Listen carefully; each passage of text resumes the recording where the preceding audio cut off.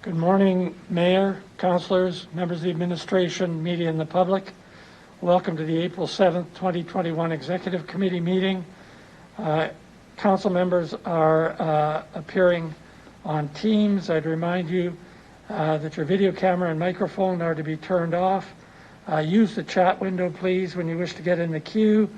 Remember to unmute your microphone and enable your video camera when you're speaking, although when I speak, some prefer that not happen, and all votes conducted by a recorded vote. I'd like to call for approval of the public agenda at the call of the chair, please. So moved, Bresciani. Councillor Bresciani, thank you very much. I don't require a seconder for this, do I? No. Any additions, changes, concerns?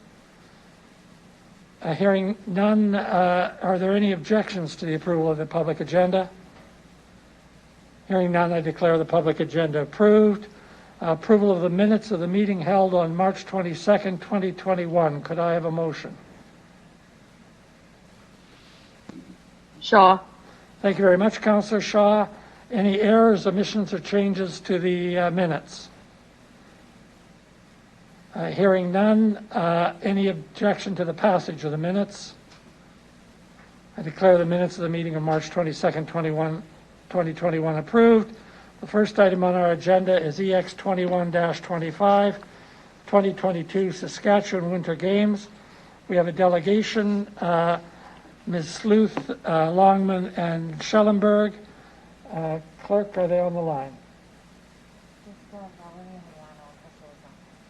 Okay, so I understand that Ms. Sleuth and Ms. Longman are on the line. You have 5 minutes to make a presentation. Would you please introduce yourself, state who you're representing. You have 5 minutes to make a presentation, and there may be questions from committee members following your presentation. Thank you for coming. Thank you for the opportunity. This is Val Sleuth speaking, and I will just quickly take us through the 5-minute presentation. Good morning, Mayor and Council. I have with me today Crystal Longman, our co-vice chair, and our Sask Games GM, Leanne Schellenberg, will be joining us as well.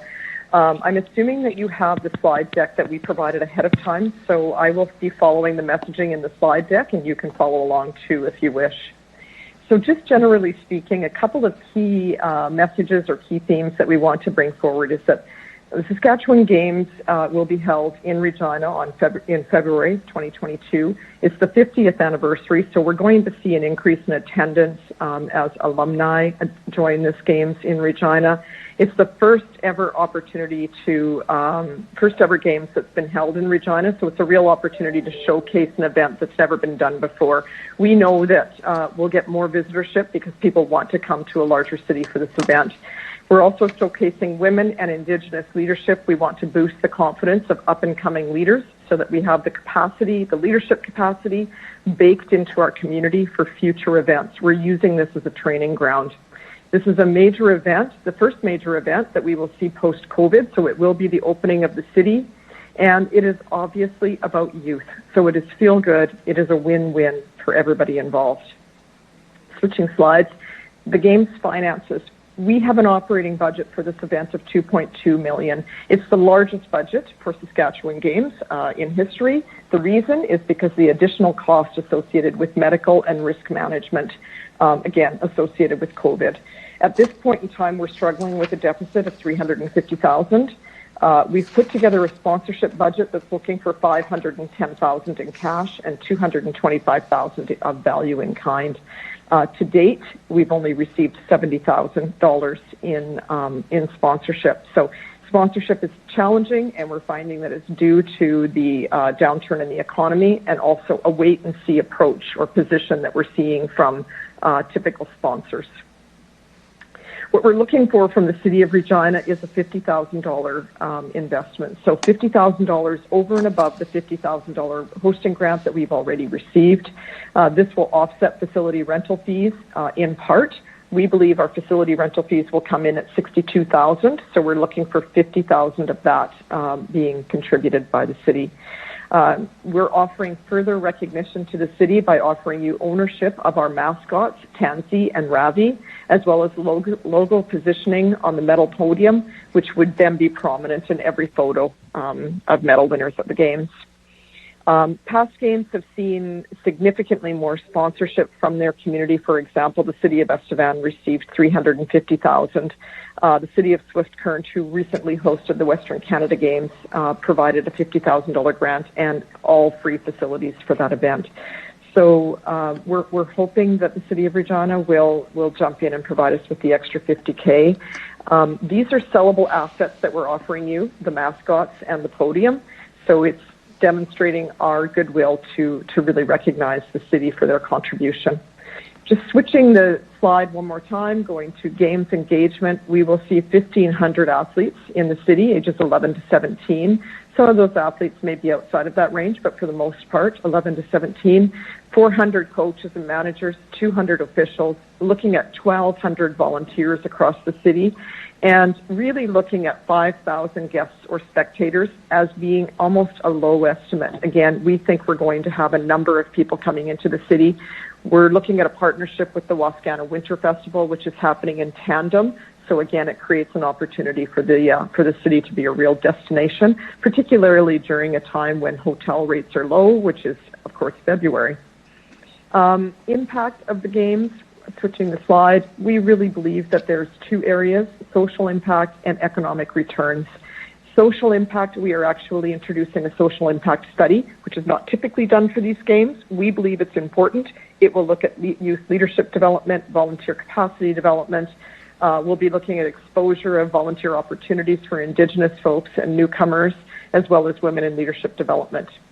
The economic returns worth noting are that this is exposure to a target group to the University of Regina facilities. So 11 to 17-year-olds coming in, staying at the University of Regina as their village, being able to experience the University of Regina, as well as the First Nations University of Canada facilities.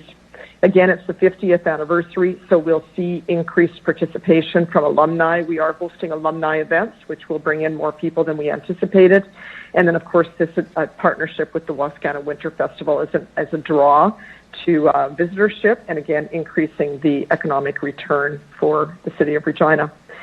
Thank you for the opportunity to make this presentation. I hope that we can rely on your support. Thank you very much for your presentation. If members of the committee have questions, and now's the time.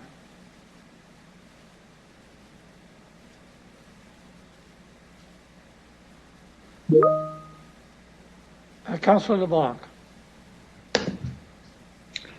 Thank you. Through you, Mr. Chair. To the committee, I see that in the 2018 games, you had a budget about $500,000 lower than the one projected here, $1.74 million. And you had a surplus of about $250,000, which our report says was invested back in the community. I wonder, can you just tell us a little bit about what you put those surplus funds to? Thank you. Ms. Luth. So if there's surplus funds, now you're talking 2018, so that was not in the City of Regina, obviously.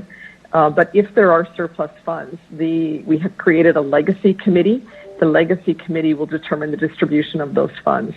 This committee is also responsible for divvying out a grant that we received from the Saskatchewan Games Council, which is a facility matching grant.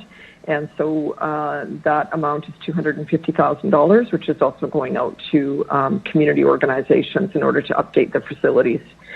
But if there's post games, if there is any kind of a legacy, it goes back into the community, and so we will find ways to do that. I anticipate it will probably be going toward some of the social agenda associated with the games and some of the leadership development. The fact that their budget was lower than ours is largely due to COVID and many of the contingencies that we're having to put into place for COVID. The additional reason is that it's more expensive to host the games in a larger city. The fees are just more expensive. Councillor LeBlanc. Yeah, thank you. I have no further questions. Thank you very much. Councillor Bresciani.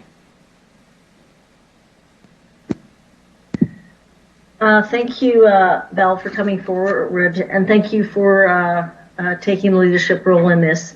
This is exciting for our city, especially as we are moving. Hopefully, we'll be out of COVID by then. The question I have is for the 50,000. That will be you indicated that will be going back into help reduce the rental fees. So, can you just give me an example? Would that be going into the International Trade Center? Where will that kind of be geared to for the rentals? Through you, Mr. Chair. Yeah. Okay. Thank you for the question, and thank you for the acknowledgement. It is a privilege to be invited to lead this event, so I do appreciate the opportunity. So that the fees will be going into the field house. We're looking at about a $31,000 fee for the field house. Lawson Aquatic Center, we're looking at about a $4,500 fee for the Lawson Aquatic Center. And then facilities associated with the Regina Association. So opening and closing ceremonies will be held at the Brant Center. We'll be looking at the Cooperative Center Arena for the short track speed skating, as well as figure skating competitions. We're using Sullinger's Corner at the stadium for the Athletes Lounge. We'll be looking at the on camera. Sorry? What? We'll be looking at the Harvard Lounge for the VIP reception. And then the Farm Show office space will be used for the Operations Center and Volunteer Lounge. All of that adding up to about $62,000. Great, thank you for that. So that would be going back into mostly the city facilities. No, I just, the other question, you indicated that showcasing women and Indigenous leaders. Can you just expand on that, of what your vision is for that through to you, Mr. Chair? Ms. Luth? Yeah, I'm like, sorry, go ahead. Go ahead. Okay, thank you. Apologies. Yeah, really delighted to be able to share that information with you. So we have created a committee for this Games that is comprised of all women leaders. So the executive is all women, one of which is an Indigenous woman. So our vice co-chair, Crystal Longman, who's on this call and may have something else to offer to this after I respond to your response or your question. And then all of the VPs in the event are women. We have backed up all of these VPs with a very strong 2IC or vice VP. The idea being is that we want these women set up for success.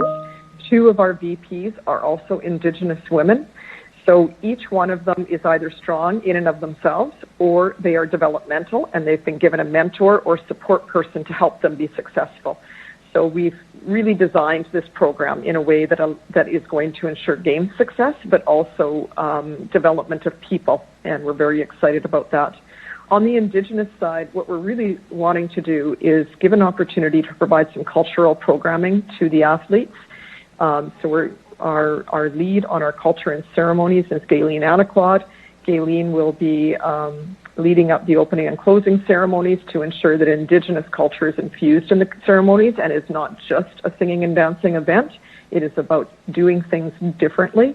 And she will also be leading up some cultural training, which will be going on in the village and hopefully perhaps for volunteers.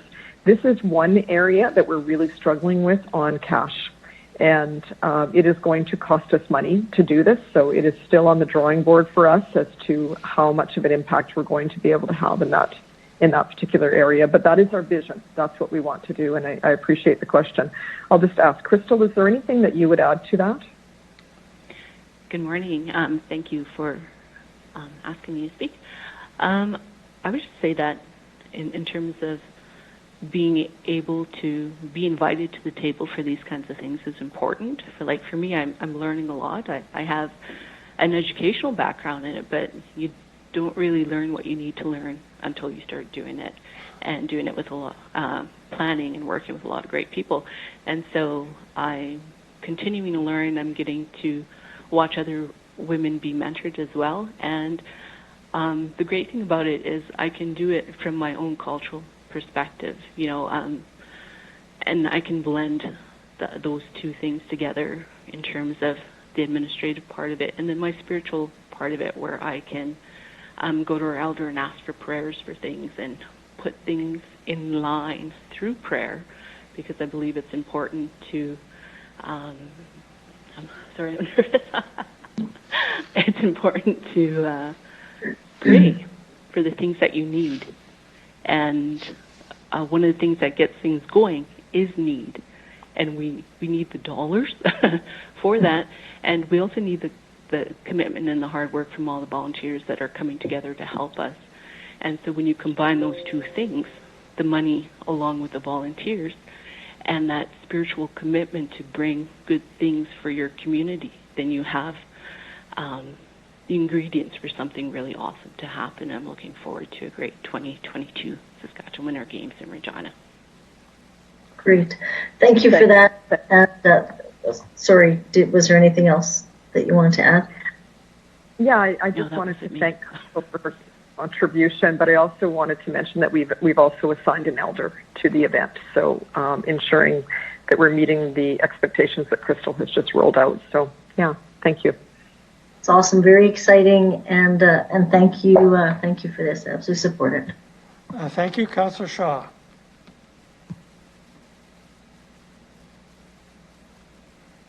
Hi.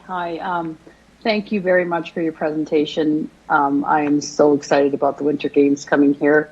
I was heavily involved with the Summer Games in Estevan a few years ago, so I know the kind of work that it takes and the dedication and the volunteering, so hats off to all of you that are helping out.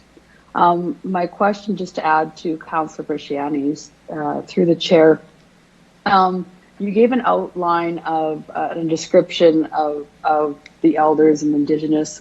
Can you give me a brief description? I heard you talk about the alumni that'll be that we'll be doing something for the alumni, which I think is amazing. We have a lot of alumni here in Regina. Can you just give me a little bit of an outline? I'm just excited about it that you guys have planned for this. Thank you, through the chair. Ms. Sleuth. Thank you, Councillor Shaw. And again, thank you for the kind words. You're putting a smile on my face, and I know the others as well. So really appreciate that. The alumni event is extremely interesting, and it's challenging because one of the challenges we have is that we don't necessarily have a database of 50 years of people who've attended. So we're working with the Saskatchewan Games Council to create excitement and interest in this on a social media basis, to encourage all of the past participants to come into Regina to visit the games. So we will also be looking at hosting an event for alumni. Specifically, what we want to do is bring in the executive members of the games, so past chairs of all of the games, to see if there's a way that we can also sort of honor where this games has come and where it's come from and what it's doing and where it's going to go in the future. So we're working on ways that we can really draw that interest, get people to come to Regina, be spectators at these events, and celebrate these younger athletes by just acknowledging where they've all come from. I would maybe just add that, if I could, just add that some of the Saskatchewan Games athletes, this is the pinnacle of their athletic career, but not all. Some of them go on to Western Canada Games, the Olympics, North American Indigenous Games. So for some of them, it's the pinnacle, but for others, this is their first experience in what will be many multi-sport games experiences going forward. So we've had many prominent Saskatchewan athletes come through this program, and it's really exciting. We've got some great vignettes of athletes who have used this as a stepping stone, so it's exciting. Yes, yeah, it is, and maybe we'll touch base later, and I can help you with some of the database and do what I can for you guys. Once again, thank you guys for all your hard work. I am so looking forward to this. I'm so excited about it. So that's all the questions I have. Thank you. Thank you very much. Are there any other questions from members of the committee? Hearing none, Ms. Sleuth, Ms. Longman, thank you very much for presenting very clearly. We'll look forward to the debate. You may leave the meeting now. And I would call on a member of the committee to move the recommendation from the Executive Committee, following which I'll ask Ms. Harlock to introduce the report. Can I have a mover of the motion? So move, Bresciani. Shaw. Thank you very much, Councillor Bresciani. Ms. Harlock. Thank you, Mr. Chairman. So as the delegate had indicated, 2022 represents the 50th anniversary for the Saskatchewan Games. And we're very excited that Regina was selected to host this milestone anniversary of the Games. So in 2020, a grant for the Games consisting of $50,000, that's a mix of cash and city-provided service, was approved by the city manager in accordance with our delegated authority under the Events, Conventions, and Trades policy. Through conversations with the committee, we realized that the cost of the games were going to be much more and higher, as Ms. Sleuth had indicated. A large portion of this is our own facility fees. So rental fees for the city-owned and operated facilities are set through the Community Services Fee Bylaw, and consequently, administration does not have the delegated authority to waive any of those rental fees. Only council has that authority. So what we're bringing forward for you today to consider is to grant up to $50,000 of fees to be given to the committee to be able to be used for those facility fees. So we'd be happy to answer any questions that you might have. Thank you very much. This is an opportunity for members of the committee to ask the administration questions or to make comments on the motion. Councillor Bresciani. Thank you, Mr. Chair. So we have, as Ms. Harlick indicated, we have the $50,000 in this account, and that is in the ECT account, and this is what it is to be used for. That's accurate, through the chair. Ms. Harlick. Mr. Chairman, that's correct. We do have a budget. The city manager has already approved 50, so should this be approved, that would be a total of 100,000 that would be put towards the games. Councillor Bresciani. Thank you. I don't really have to elaborate. I'll just make a comment if I can through you, Mr. Chair. I think this is would be vitally important for our city, especially hopefully we are out of COVID at that time. This $50,000 will be going back into our city facilities, which will again aid them as well. So it's almost again to help with the rental for them, but it'll be going back into real and back into also the loss and those kinds of things, those facilities. So I think it's vitally important. But there's also another piece here, and that's the whole economic piece with the youth that will be coming here, as well as many other people to see their children play and participate in these. I absolutely support the women and the Indigenous piece, which I think is going to be another highlight for our city. So I would ask that council absolutely support this. And again, I think it's just another great thing for our city to host, and it's key that it'll be youth this time. So I'll leave it there. Thank you. Thank you very much, Councillor Bresciani. Councillor Stevens. Thank you. Just one question for administration. Do we shoulder any liability in the event that the games are canceled due to COVID? Will we be out the grant? Is that money going to them anyways? Can you please elaborate? To the administration. Through you, Mr. Chairman. So if there is a cancellation, we're hoping that it would be rescheduled, and then we would just use that money going forward later. I might ask Mr.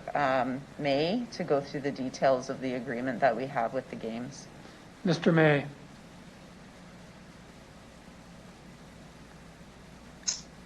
Through the chair, our agreement currently will outline things such as the fact that the games has a plan that the committee has a plan to pull off the games, that they have the capacity to deliver on the games that they've indicated they would use this funding for. We'll also have some pieces in there about the advertising or the recognition that the city gets for its contribution. And vitally, part of the agreement is that the games will not, that the city of Regina will not be responsible for any deficit for the games. Thank you. Perfect. Councillor Thank you. Stevens. That's all. Thanks very much. Councillor LeBlanc. Thank you. Question through you, Mr. Chair, for administration.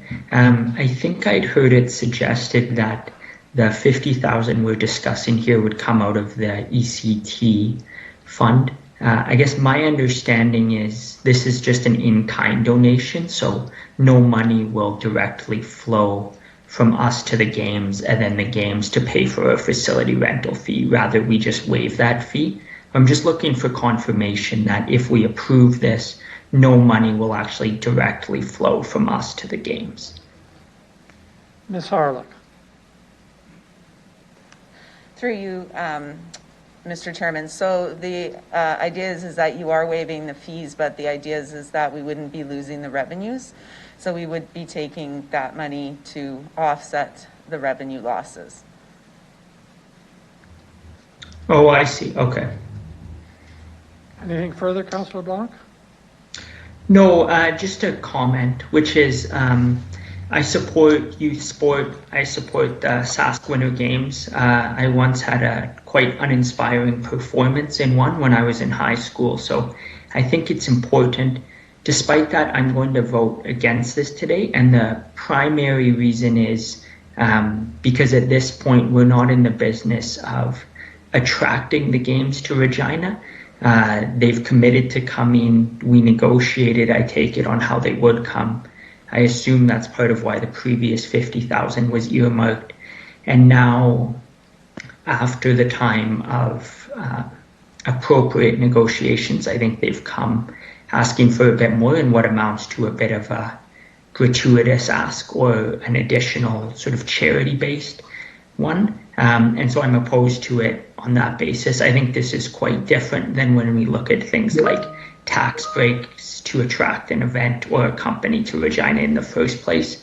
Here we've concluded the negotiations and this is the second round ask. So I'm opposed to the additional financial support, but very in favor of the games and looking forward to it. Thank you. Thank you very much. Councillor Findura. Thank you, Mr. Chair. Good morning. Must be internet's kind of going a little slow, so I'm going to keep my camera on in case in case I go blank here. Questions, administration, through you. The delegation did mention about smaller venues like Swift Current and other places that have dedicated more funds to the games. So my question would be: I understand that it's important to be involved. I'm not going to say is this enough or not enough.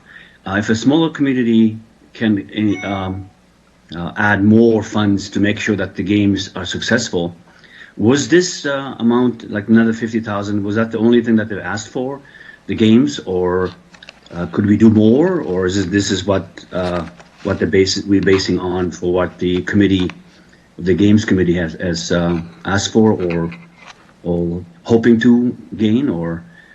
So, are we doing enough to making sure that those games are successful, Mr. Chair? Ms. Harlock.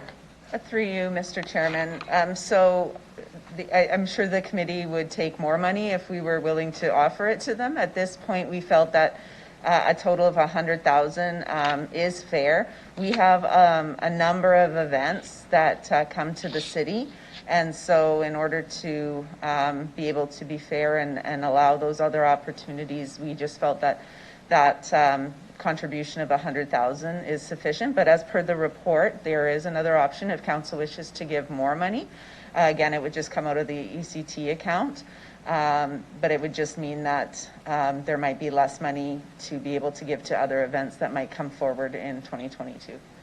Thank you. Councillor Findura. Mr. Chair, thank you for that good answer. I appreciate that. I just wanted to hear that. Thank you very much. Thank you. Are there any other comments or questions from committee members?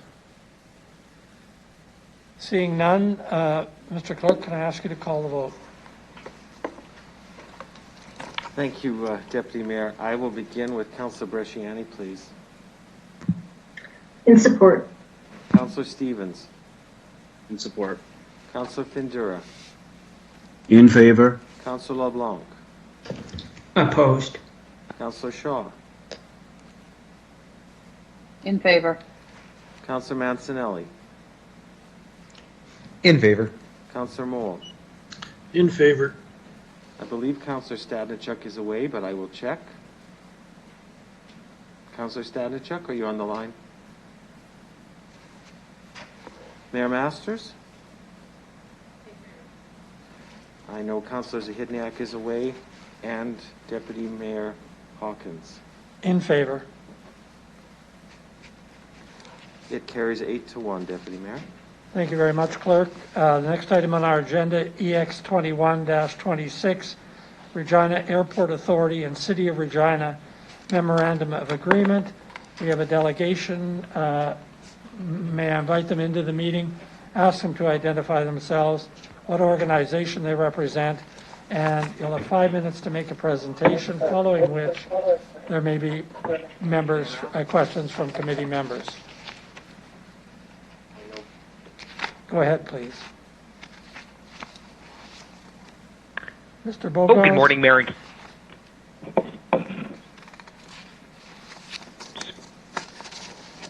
Sorry, is it okay if I go? It's James from the airport. Go ahead. Okay, thank you. Good morning, Mayor and Council. First of all, thank you so much for having myself and my colleague John Aston on the line today. I've been watching intently on the Access channel, and I do apologize for the stutter there. I just first time doing it by phone, so thank you very much for having us today to talk about this very important topic. As the committee has seen in their package, the City of Regina and the Regina Airport have been working collaboratively on building what is called a Memorandum of Understanding between our two organizations. This has been a long-term effort that we actually began over 2.5 years ago with early discussions about how the city and the airport could work more collaboratively going into the future. I want to personally thank, of course, City Administration and all the support that Council has shown to the airport over the years on a variety of topics.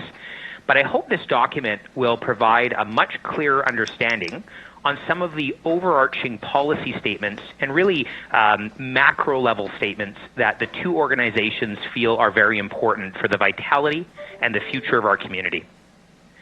Specifically, the airport wants to be a big partner with the city, and I believe we've been demonstrating that in recent years.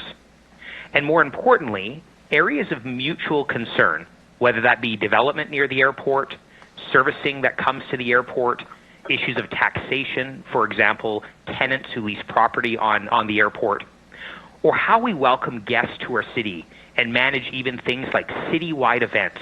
And hearing what the previous delegation was talking about, that would be a perfect example. The airport is very interested in ensuring that the relationship with the city lives past future leadership, or lives past current leadership, I should say. Although I fully intend to be here for many years as the CEO, and I'm confident our board and our future councils will always work collaboratively together, this document really puts an emphasis on key areas between our very important relationship. The airport is certainly not an island, and we certainly don't act that way. So we welcome this collaboration. We welcome all of the dialogue we've already had with City Administration and Council, and we hope, as this document works through the city process and hopefully through to Council approval ultimately, there's an opportunity to really solidify that relationship and really solidify what I see as a friendship agreement between the two parties. I do want the committee to be comforted. There's no legal ramifications with this document. This is really a document on a statement of principles that both organizations work collaboratively toward, and we do believe that additional documents in time will be created as it relates to these various guidelines and policies that we're talking about. Again, I want to thank City Administration for all the hard work, especially Diana and her entire team working with my team here at the airport, and we do believe this document has met the objectives and the intent of managing or at least discussing some of those very topical issues which are bound to arise from time to time between our two organizations. With that, I'd love to give some time back to the committee if there's any questions or comments about the document. But again, I thank everybody for this opportunity to speak today, and I very much look forward to a continued collaboration between our organizations and really for the greater prosperity of not just Regina, but all of Southern Saskatchewan. But obviously this document focuses on our relationship with the city. Thank you very much. Thank you very much, Mr. Rokas. This is an opportunity for committee members to ask questions of the delegation.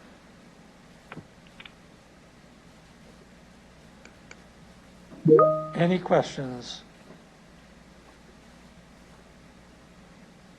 Seeing none? Oh, We got John. Councillor Findura, I'm sorry. Go ahead. It's okay, a little slow on the trigger, too early, I think. No, actually, it's the chair that was a bit slow. He saw your name twice and couldn't figure it out. So I apologize. Go ahead. No, it's okay. This new thing with the media stuff, whatever, to computers, it just doesn't sit well. But anyways, we're here. Through you, Mr. Chair, to Mr. Boger, talking about the complementary development and the complementary work with the city administration on the agreement. And I read it. How does all of this fits with the federal government? I believe, as far as I know, the lands are owned. The lands are being leased by the airport from the government. How does that work with the MMOU with city, and then you still have to work through the federal government? How is that working out, or how does that fit together? Mr. Bogas. You know, thank you, through you, Mr. Chair, to Councillor Findura. This is really the essence and one of the major pillars of why we wanted to solidify this understanding. Let's ignore this document just for a moment, and let's imagine the world that we had been in the past. So the airport has its own federal land use plan. Within that land use plan, the federal government provides a number of guidelines on how we can develop lands. Obviously, there's areas like runways and taxiways that should be pretty straightforward what you can put there, but there's also additional lands that are not necessarily adjacent to the main runway system where you would expect a hangar. So when we start thinking about development property, such as what we have on the north side, where you see that brand new Canada Post facility, the airport has a tremendous amount of flexibility on how it can manage its own lands, but it's not necessarily in harmony with the official community plan. And what we felt strongly about, and by the way, this was voluntary by the airport. This was not a requirement that we had to align or try to align more closely with what the city's plans are. But we felt strongly that we are part of the city. We're not an island, as I made in my statement. And what we wanted to do was voluntarily consult with the city as we develop our property to ensure it aligns as closely as practical. I can't promise perfect alignment, but as closely as practical with the general direction of where the city wants to grow. So for example, if the city has a focus of having a downtown core elsewhere, then you wouldn't expect the airport to be marketing property to try to recreate a downtown core at the airport itself. And I'm obviously using a very silly example, but just to make a point that we want to be in alignment with the city as best we can. The other component here is we want the city to be in alignment with the airport. So it's very important, and we're going to be having a discussion with a different committee this afternoon about ensuring that lands developed adjacent to the airport don't prevent the airport's future ability to expand. So it's a very positive two-way street, and it takes into consideration good dialogue between the two parties as applications come in for development or planning ideas around services and infrastructure, all of that to tie as nicely together as we can as a big part of the city. Thank you. Through you, Mr. Chair. Yeah, through you, Mr. Chair. Mr. Bogus, thank you very much for that. That summarizes exactly what the discussion and Ms. Harlack in her introduction, what that means. So thank you very much for that. I appreciate the openness, and yeah, still my feeling the same to you. Hang around here for a long time. Thank you. Thank you. Any other questions for the delegation? Seeing none, Mr. Bogas, Mr. Austin, thank you for appearing. I should tell you that late yesterday afternoon I was out raking my leaves. I saw a plane go overhead, and I was very excited by that. Thank you for the clarity of your presentation. You may leave the meeting. Thank you so much. Have a great day, everyone. Bye-bye. Can I ask a member of the committee to put this matter on the floor as a motion? Councillor Shaw. Andrew. I think I heard Councillor Findura there. Thank you. Mr. Holden, would you introduce the report, please? Thank you, and through the chair. Not a lot to add to what Mr. Bogus has said, but I think it is important to just reinforce that the relationship between the airport authority and the administration is stronger than it's ever been. Mr. Bogus has, I believe, been CEO at the airport for just over 3 years, and he has brought a very energetic and positive relationship in terms of how he wants to contribute to the growth of our community. So the MOU does exactly that. It outlines how we will work together in the future. and it recognizes obviously the need to collaborate to promote economic growth for the Regina and region. And of course, it's complementary development that will help achieve both the airport's land use plan and our official community plan. And I think, Mr. Bogus highlighted that. It wasn't that they had a requirement to come on side with the city, but they recognize the role that they play within the community overall. So, that's a credit to both himself and the Airport Authority Board. Important to reinforce that it's a non-binding agreement. However, it serves as a framework for the development of municipal service agreements.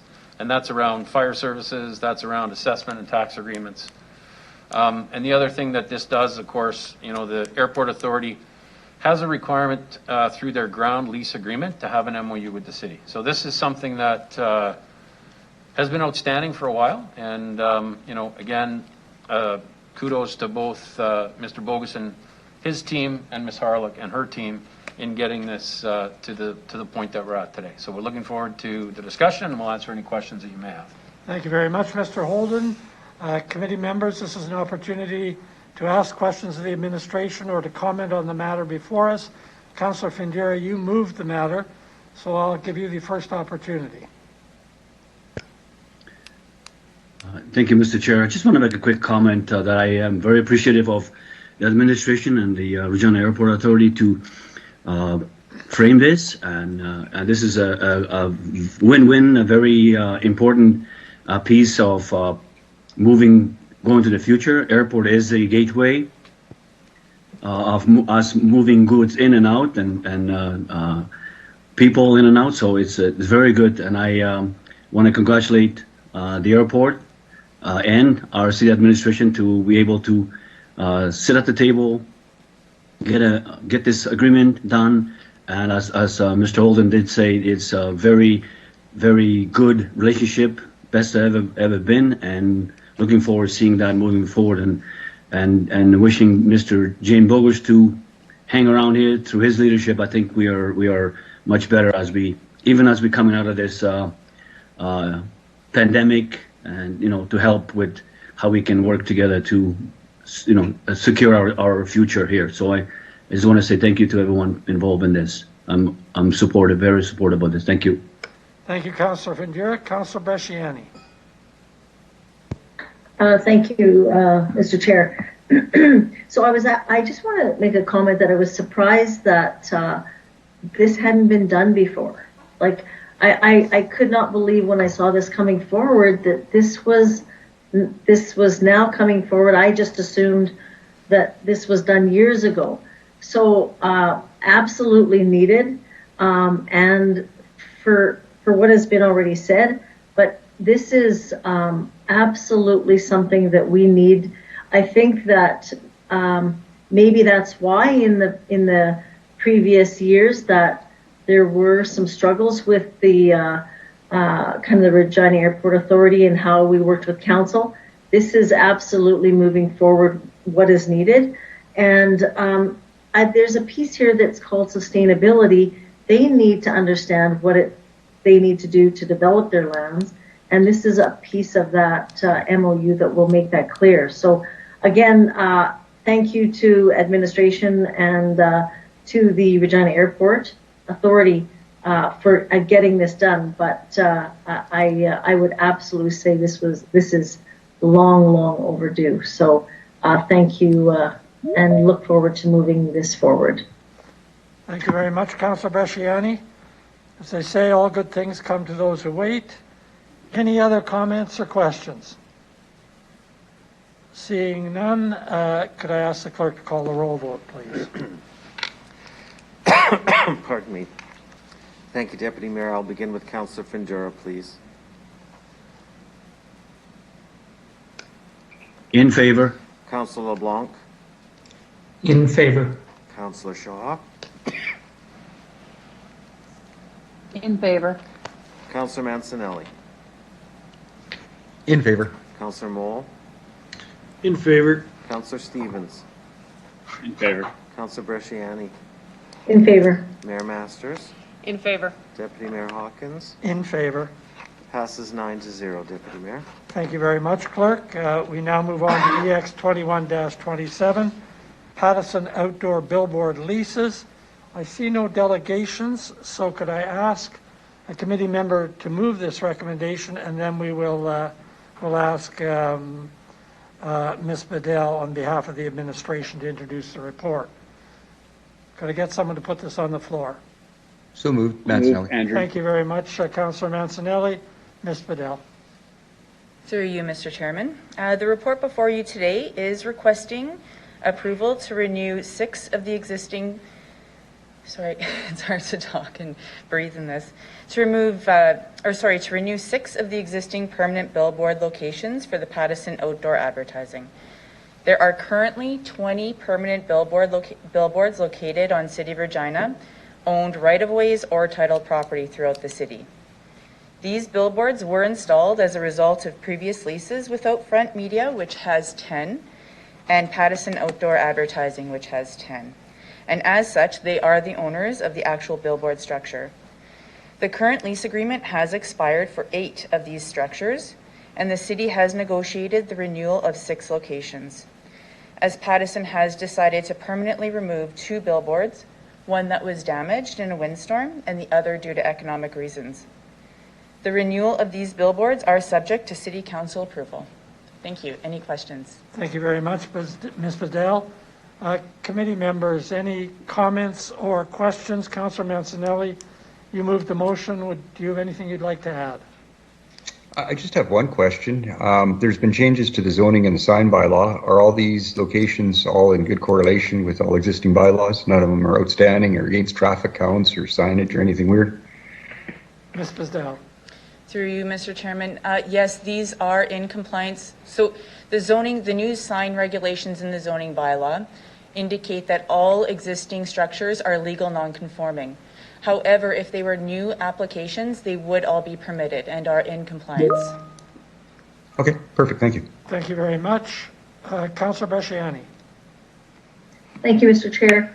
Can I just ask, with the revenue from these city billboard leases, it's $109,922 annually. What, and that will increase now to 112. Where does this these dollars go, and what do they go to pay for? I mean, where does this revenue go? Through the chair? To administration. Through you, Mr. Chairman. These revenues go into the Land Development Reserve. Thank you. Councillor Bresciani. Thank you. Just to add on to that, and they go into that to the Land Development Reserve, but are they dedicated or earmarked for anything? Through the chair. Through the chair, no, they are not. They just funnel into the Land Development Reserve. Okay, and the rate that we've the rate that has been changed to, is that similar to other cities? Through the chair. Through you, Mr. Chairman, I'll start. So this is a negotiated lease, and we did approve this lease rate for Outfront Media in Q3, Q4 of 2020. So this is the same rate. I will ask Mr. Krawchuk if he could respond to the comparison to other cities, please. Go ahead. Mr. Krawchuk. Through the chair, yes, we did consult with both Saskatoon and Moose Jaw when we determined these rates, and as Ms. Besdell mentioned, these rates were approved by council for the last billboard renewal. Thank you very much, Councillor Bresciani. Thank you. That's all I have. Thank you very much. Any other questions or comments on this matter? I just have one question. It's really a follow-up to Councillor Mancinelli's question. With respect to these kinds of billboards, there has been questions in the past about the strength of the lighting, about the power of the lighting and the potential for that to cause disturbances. Is there any issue here with any of that? Through you, Mr. Chairman, these billboard locations have been reviewed by traffic, and there were no concerns raised. I'm not sure if Ms. Kaleem is on the call to respond to any lighting concerns. or Mr. Warren. I'm not sure if they're on the call today, but I'm actually not sure. I'm going to ask Mr. Krawchuk if these billboards are actually lit. Mr. Krawchuk. Through the chair, some of the, in fact, most of these billboards would be lit, but we did, as Ms. Bestel mentioned, circulate this through 9 internal branches and departments. None of the responses that came back cited any concerns with the lighting of the billboards. Thank you very much. I understand Mr. Warren is on the line. Mr. Warren, do you have any comment here?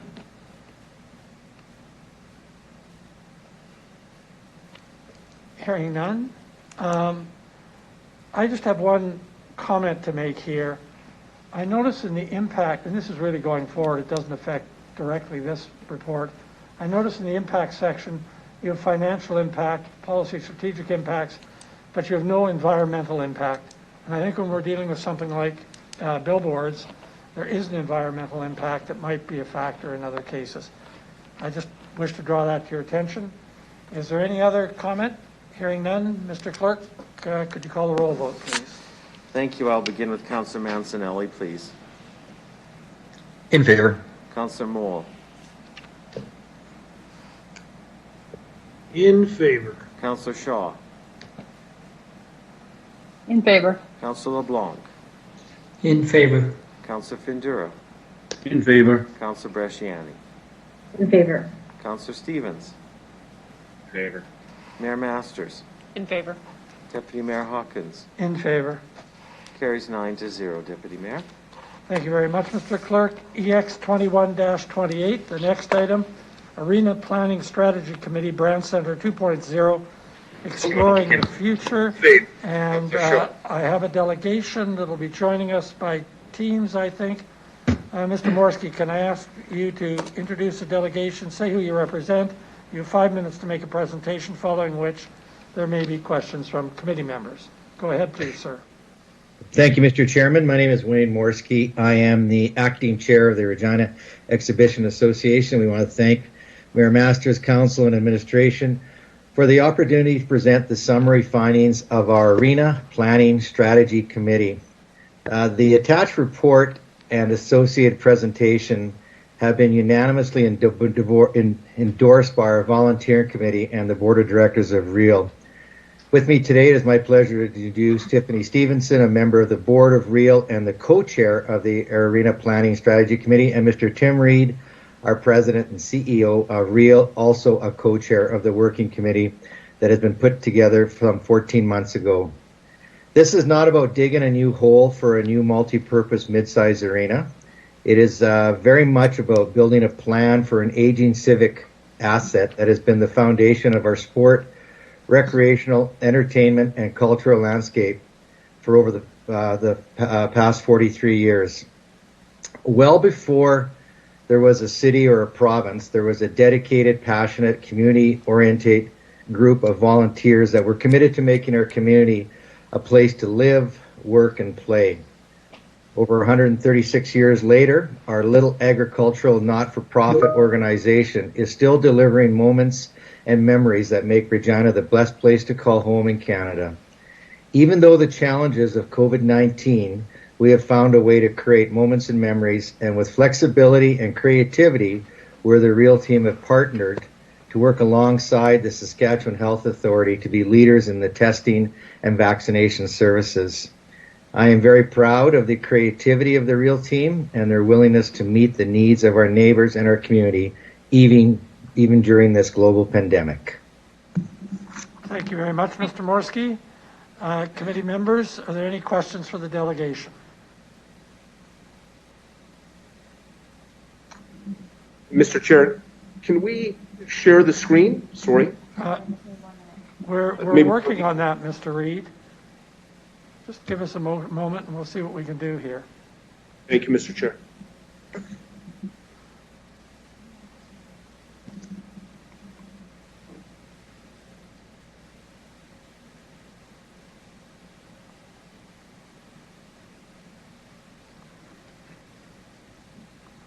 Just bear with us for one more moment. Not a problem, sir.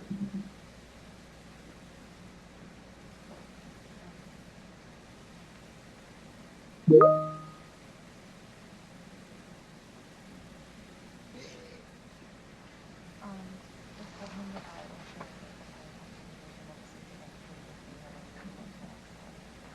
again?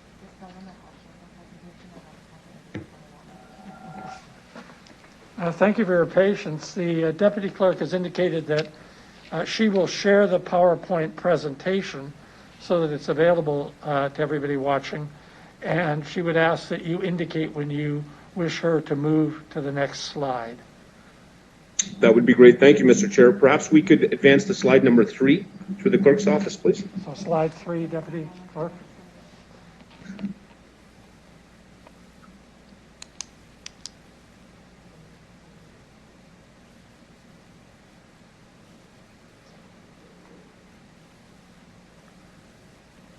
Just bear with us.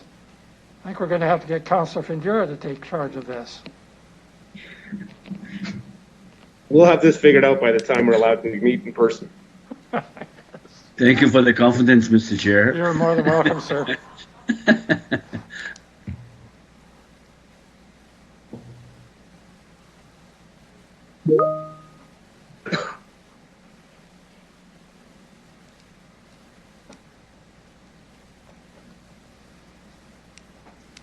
Thank you, Madam Deputy Clerk. Oh, good.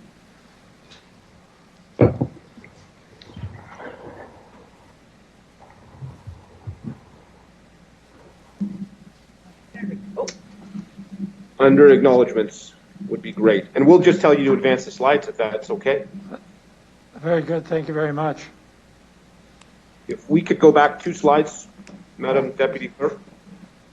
Thank you. That's perfect. Okay. Thank you for your patience. Thank you, Mr. Chair, and thank you for committee. As Wayne mentioned, I am Tiffany Stevenson, and I had the pleasure of co-chairing the Arena Committee. This process has been endorsed and supported by the Working Committee and the Board of Directors. And although we recognize that the asset that is the Brand Center is owned solely by you as the City of Regina, and we at REAL have the privilege of operating the facility on your behalf, as such, we recognize that regardless of the work performed or the future work suggested, the committee and our board of directors recognize that the ultimate decision authority is with council. It is the hope of the committee and the board of directors that as your municipal corporation, we can provide you with the very best information to support your decision making and a future direction. We acknowledge that in any discussions about the future of our community, we must be mindful and respectful of the exceptional headwinds that have been caused by COVID-19. But we additionally believe as a committee and as a board of directors that the recovery of our visitor economy is critical to the quality of life, our city, and the Brand Center is a key asset within those discussions. If we can go to the next slide, please. Today, we are here to provide a summary of the report that you have been issued. As always at the end, we would be delighted to answer any of your questions. As the operator of the Brand Center and based on the request of Council almost a year ago, building upon the community sentiment from the Futures Committee and Evraz Place 2.0 engagement of more than 6,000 community members, we are pleased to share our summary findings on the future of the Brand Center. Next slide, please. This is a brief overview of what we will touch on today. We will do our best to be succinct, but want to ensure that you have a good understanding of the process and our findings and recommendations. Next slide. You all have the report in front of you, and the report does come at the request of Council that was made about a year ago, and the report does have 3 main outcomes. Number 1 is to answer the question, what should be done with the Brand Center? The second is to share the best possible information from the work of the committee with Council. And third is to promote awareness about the need for a plan and the associated risks and opportunities. Next slide. And one more, please. Like many of you, the Brand Center reminds us of the Great Pats games, the rodeo at the Canadian Western Agribition, our community Remembrance Day celebrations, listening to our favorite band, or cheering on Team Sask at the Briar. The Brandt Center was built in 1975 and it opened its doors as the Agrodome Star Theater in August of 77. Known now as the Brandt Center with its distinctive orange roof, the facility has delivered many a moment and a memory. It's hard to believe that our last live concert in that venue was a sold-out Old Dominion show, and on the day that we experienced our first COVID-19 operational suspension, the professional bull riding was fully loaded and locked in and ready to go only hours away from welcoming our guests. Today, the Brandt Center is home of the WHL Hub City, where you have the privilege of hosting all of the teams in Saskatchewan and Manitoba. Next slide, please. The Brandt Center is an aging but valuable component of our visitors' economy and social, cultural, entertainment, and sports sector. This process is about research, understanding, study, planning, and discussion. At this point, this is the first step in the process with substantial future work that must be performed. We have the time, and we should use it to our advantage to be planned rather than surprise with a result that would compromise the success of our visitor economy. Next slide, please. The Brandt Center is an aging infrastructure with exceptional value and impact. It was built in 1975 for a cost of $7.7 million. We spent close to $7 million on upgrades over the last 20 years. It delivers about 70 event days annually, and it generates just over $860,000 in annual earnings. It is in need of some short-term investment, which was identified by the Stantec study in 2019, and it will require about $5 million in investment in the next 5 years of operations. The committee and our board agree that the Brandt Center is a critical component and a core asset to our event, entertainment, sport, recreation, and cultural infrastructure. Next slide, please. And one more. Thank you, Wayne. The formation of the Arena Committee came from the work of the Futures Committee and REAL 2.0. Together with a volunteer of community leaders, REAL developed a thorough and sound process that consisted of the steps you see on the right-hand side of the slide. Our goal was to do our due diligence and come forward with the best possible information to present from Council. Next slide, please. We were thankful to have a group of community leaders who volunteered their time and expertise to the Arena Committee. You will see the members in front of you.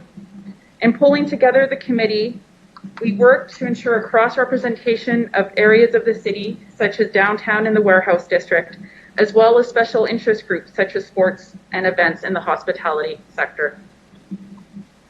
Next slide, please.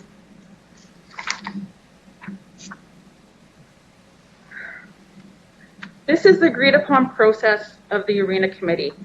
We did not end up conducting a location analysis or stakeholder engagement given the direction from Council and approval of the committee, but you will see those come back as requests with phase 2 of the project. The committee completed all of this work and followed a very thorough process to bring you our summary findings today. Next slide, please. And one more.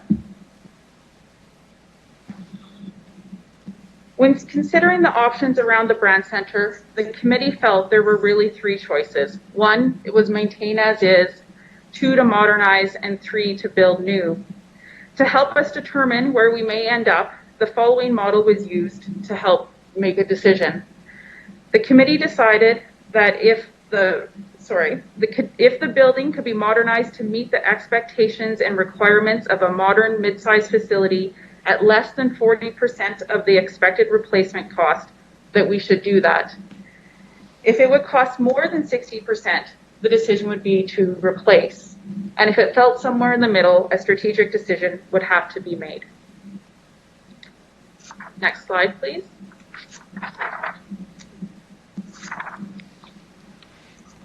Once the committee completed a review of other event centers in comparable cities and markets, it developed the outline, and these were the common definitions used to help guide our thinking.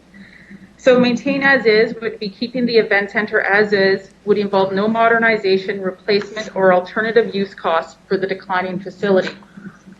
Modernize proposes that the facility should be maintained, enhanced, and repaired to an overall state that meets the needs of the facility's event holders, the community, the operator, and the owner.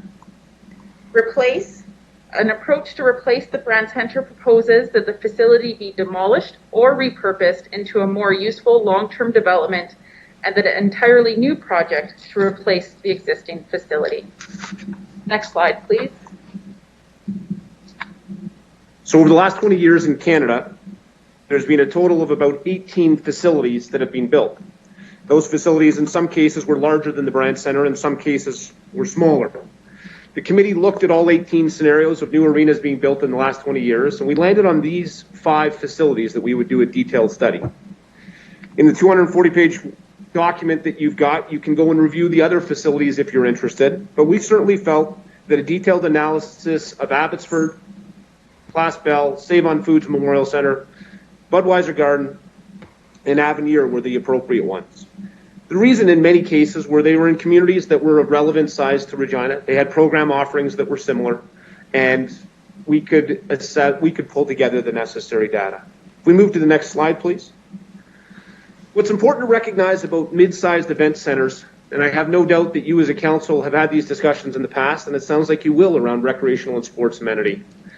They are not necessarily a license to print money. When we compared the production of the Brand Center, it hosts 70 events a year and makes $860,000 in annual earnings over the last few years as an average. When you contrast that against the cost of building new facilities, a new facility is well in excess of $100 million in most of the other marketplaces that we reviewed. But I think it's also important to recognize that even with that investment, you don't necessarily end up with a better bottom line. If you highlight centers like Abbotsford, or even the newest facilities in the Avenir Center, the Brand Center remains incredibly competitive. That being said, it cost us $7.7 million to build, does 70 events a year, and generates one of the most successful earnings positions of all mid-sized arenas in the country. Next slide, please. The Arena Committee conducted an exercise where we looked at other facilities that we could get data that had been modernized. And this is an important chart because I think it really frames some of the recommendations that you're going to see today. At the top of this chart, you'll see the categories by which facilities that were looking to modernize or enhance themselves invested. At the bottom of that chart, you can see where, across all of those different facilities, the investments landed. What's interesting, and similar to the decision-making criteria, is most of the decisions that a venue makes when modernizing are relative to fan or guest experience. Improved concessions, improved concourse space, better accessibility. What is striking to recognize is you quickly run out of money when you're chasing things like operational efficiency or sustainability initiatives. And so what are the options as we discussed? We advance to the next slide. Quite simply, we could maintain the Brand Center as is. Its current day value is about $33 million. It has a replacement value, if you were to build it again as is in today's construction times, of about $75 million. I think what we recognize through this process is even though it's 43 years old and it was built for $7.7 million, the value of this asset is considerable. That being said, it is aging. And if we wanted to keep the Brand Center as is, we'd likely need to invest about $5 million over the next 5 years and about $9 million over the next 20 years to be able to continue to operate.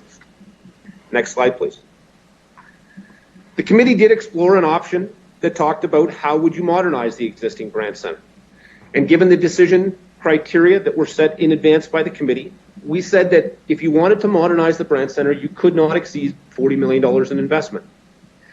What we recognize, if you move to the next slide, is that we could improve the Brand Center. We could push out the south-facing wall and create additional concourse space. We could grow some concessions. On the second level, we could put an elevator to the second level. We could create concourse space and club space that would enhance our accessibility. But like what we realized in other facilities, we wouldn't improve the sustainability of the asset. We wouldn't improve the accessibility of the asset, and it would remain a rather old and inefficient building. If we move to the next slide, the last discussion that we had as a committee was, What could you do if you were looking to replace the Brandt Center? And what we recognize through this process is it shouldn't be about an arena, it should be about the multi-purpose mid-sized event center. Something that has roughly 8,000 seats for a hockey or sporting facility and something that has about 10,000 seats for a concert facility. If we move forward to the next slide, there are some fairly clear models of what a facility would look like, as well as some size options that you'll see in the document. A new, more modern facility tends to have all your premium offerings on one side, maximize your bowl seating, and you walk in at grade, and you walk down to the event level, or you walk up to additional seating. What's interesting about it is it does provide opportunity for growth in a market like ours that has a very strong entertainment and recreation position. If we move forward to the next slide, I think what we recognized is there are many options around arenas, and they certainly are components of architecture that add to the betterment of a city. But an event center programs a city upwards of 100 days a year, and that's where the real opportunity is. And they certainly have an opportunity to look different than they have in the past. If we move forward to the next slide, and then one more. There's some numbers that we wanted to share with council and the findings of the committee. The first one is, if you wanted to rebuild the Brandt Center today, what would it cost? We brought a third-party cost consultant in to do the analysis of the existing Brandt Center.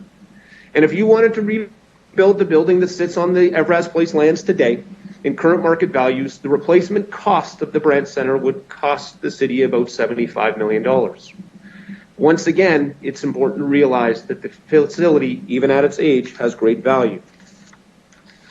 When we talked about, on the next slide, please, when we talked about what a facility should look like to meet the needs of our current community and support the needs of growth in the community, the committee landed on a facility, if to be rebuilt, should program for about 8,000 hockey seats, 9 to 10,000 for event seating relative to a concert or a special event. Should have about 12% premium seats, but it also would require a primary tenant, that is the WHL, secondary tenant, that is lacrosse, and a tertiary tenant, that is likely basketball in this marketplace. It should program an additional 50 event days a year and should activate somewhere between 100 and 125 days a year to be successful. When we did the analysis on how new mid-sized event centers were programmed in other communities, a location discussion should be, it should be close to public plazas and restaurants. It should be close to hotels. It should be within a 1.7 kilometer distance of the center point of your city.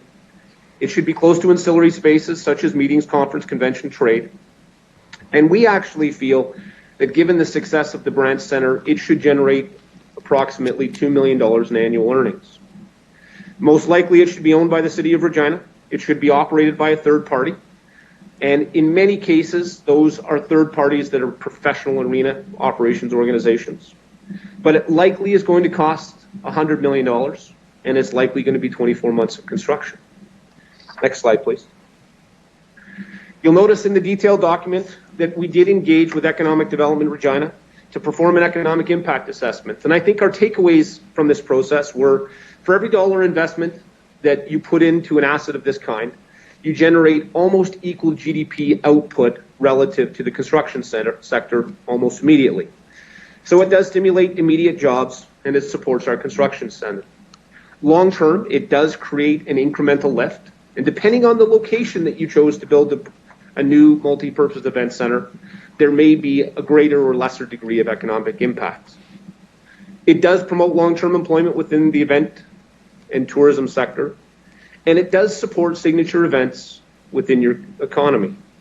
Strategically, the decision of where you put a facility such as this would also support growth in tax base and commercial investment. We could advance to the next slide and then one more, please. Thank you. The committee had regular discussions, as did the board of directors, on the need for a competitive, mid-sized, multi-purpose event center in the city of Regina. And in each discussion, the outcome remained the same. It is strategically important to the success of the city of Regina, especially within the sport, recreation, entertainment, culture, and tourism economy, to have a facility that meets the needs of the community while concurrently maintaining our competitive position in Western Canada. Next slide, please. Within the report, you'll note that a number of identified risks are presented. To highlight one of the largest risks identified by the committee was the current financial commitments associated with Mosaic Stadium and the recent investment in sport, recreation, entertainment, and event infrastructure. The second and the largest risk will be the recovery from COVID. It's the unknown. How, where, and if the discretionary dollar will be spent is the one thing that we don't know. Next slide, please. One more, please. I think it's important to recognize that COVID-19 is a challenge for the events and entertainment industry. It was one of the first to shut off and likely will be one of the last to turn back on. With that being said, as many of us noted over the course of the weekend, Major League Baseball opened this weekend, and in Texas they had full stadiums with full fans. This morning, for any of us that are concert goers, you'll note that Saskatoon announced that Eric Church is going on sale for an October concert. And if you were to open up our booking calendar at the Brandt Center or at Mosaic Stadium for 2022, it would show one of our most active years yet. So I don't think anybody at the committee felt that it wasn't going to turn back on. In fact, I think the general sentiment around the table was people were going to appreciate and want to engage in public gathering events even more than they have in the past.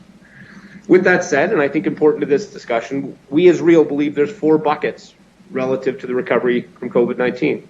Number 1 is how long does it take us to get back to full attendance capacity? Number 2 is how much consumer safety and confidence is there in the ability to gather publicly in large public gatherings? Number 3, how much disposable income exists in the market? We realize that these have been difficult times on everybody.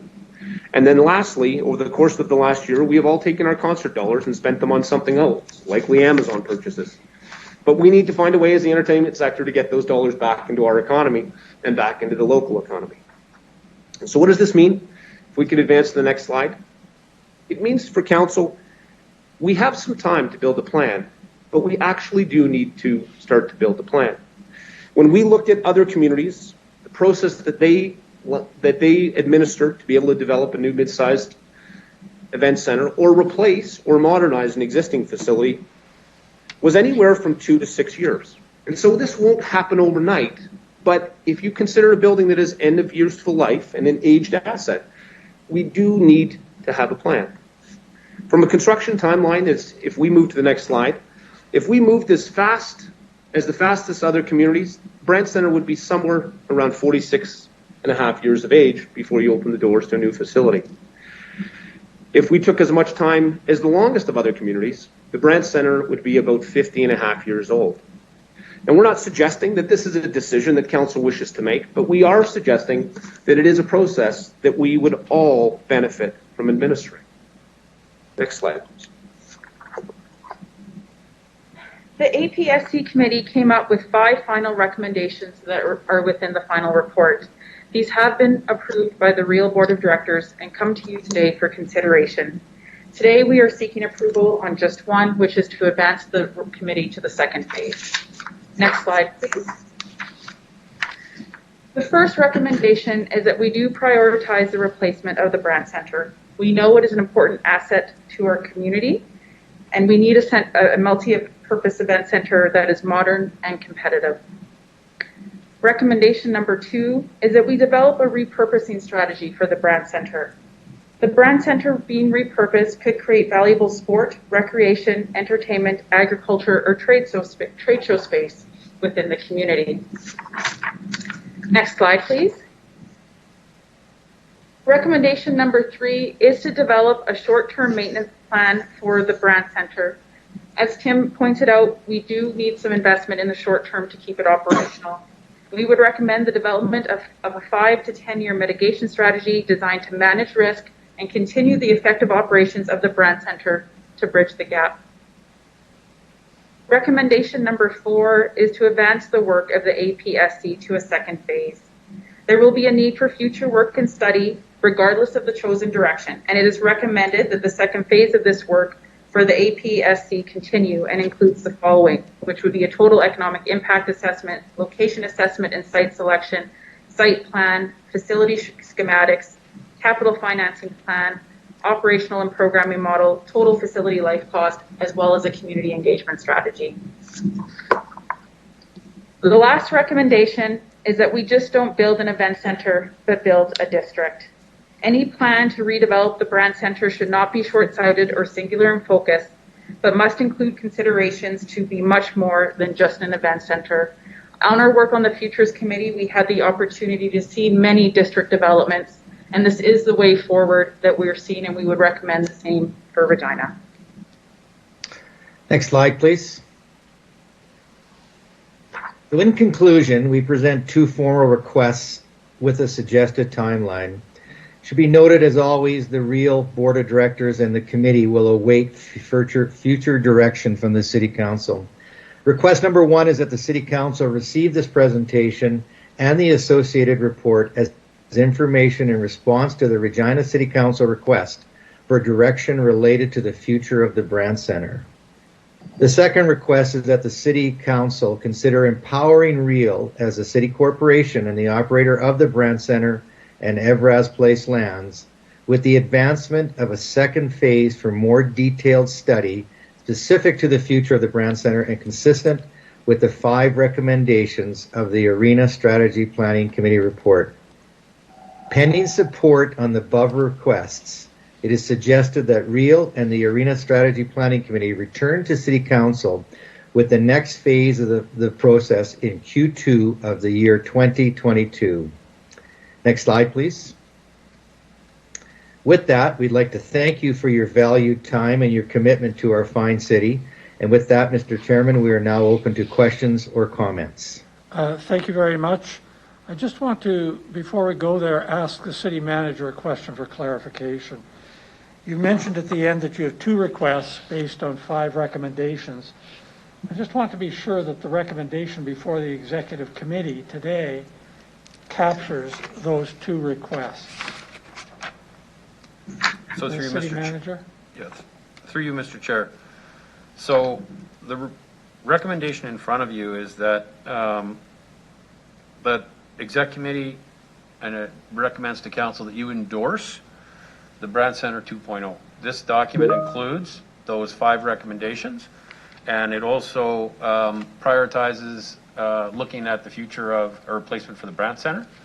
So, you know, we get into a little bit of a governance conversation because at the end of the day, we had a committee of Real, we had a board that approved this work, and now we're looking to council to say, do you endorse them taking these next steps? So when you read recommendations 1 through 5 and then their final 2 asks, you're endorsing that if you support the report.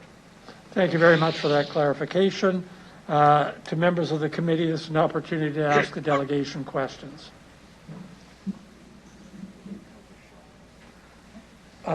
Councillor Shaw, please.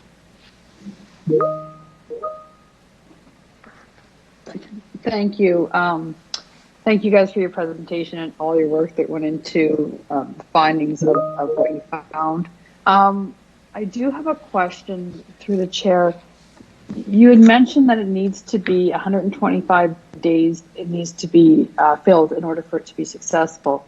I didn't get a full view as, and maybe I just kind of overlooked it, but a full view of really what you felt these 125 days would entail through the chair. Through the chair, great question, and thank you for that. So perhaps the first comment around our experience through the committee was when facilities start to program below 100 days, they don't activate an area or a district with success. They actually become more dark than they are lively. To achieve over 100 days, and a Brand Center is a good example, the Brand Center currently programs about 70 days, but it's too small to be able to secure a lacrosse tenant, and it's probably too big in some ways to secure a basketball tenant. So our belief is for a new, more modern facility in our community to be successful, it would have to have a primary tenant, which is likely the Regina Pats, secondary tenant that is likely a lacrosse franchise, and a tertiary tenant that is likely basketball. On top of that, it should program about 50 event days a year, and that's how you get to that 100 or 125 days. But you need 3 tenants in the building to make that happen. So just to add to that, just to add to that question, thank you. Through the chair, Have you had discussions with lacrosse and the basketball? And I'm assuming you have with the hockey. Have you not? Just wondering. Through the chair. Yeah, great. Through the chair, thank you for the question. So the Regina Pats actually sat on the committee. Now, recognizing that there's new ownership, we will have to have some of those conversations again. We have met with the Basketball Association, and we have met with the lacrosse group. From a lacrosse standpoint, the existing brand center would be too small to meet the minimum requirements for the NLL. Okay. And to be honest, I think COVID-19 impacted our discussions on basketball because they're in Saskatoon right now.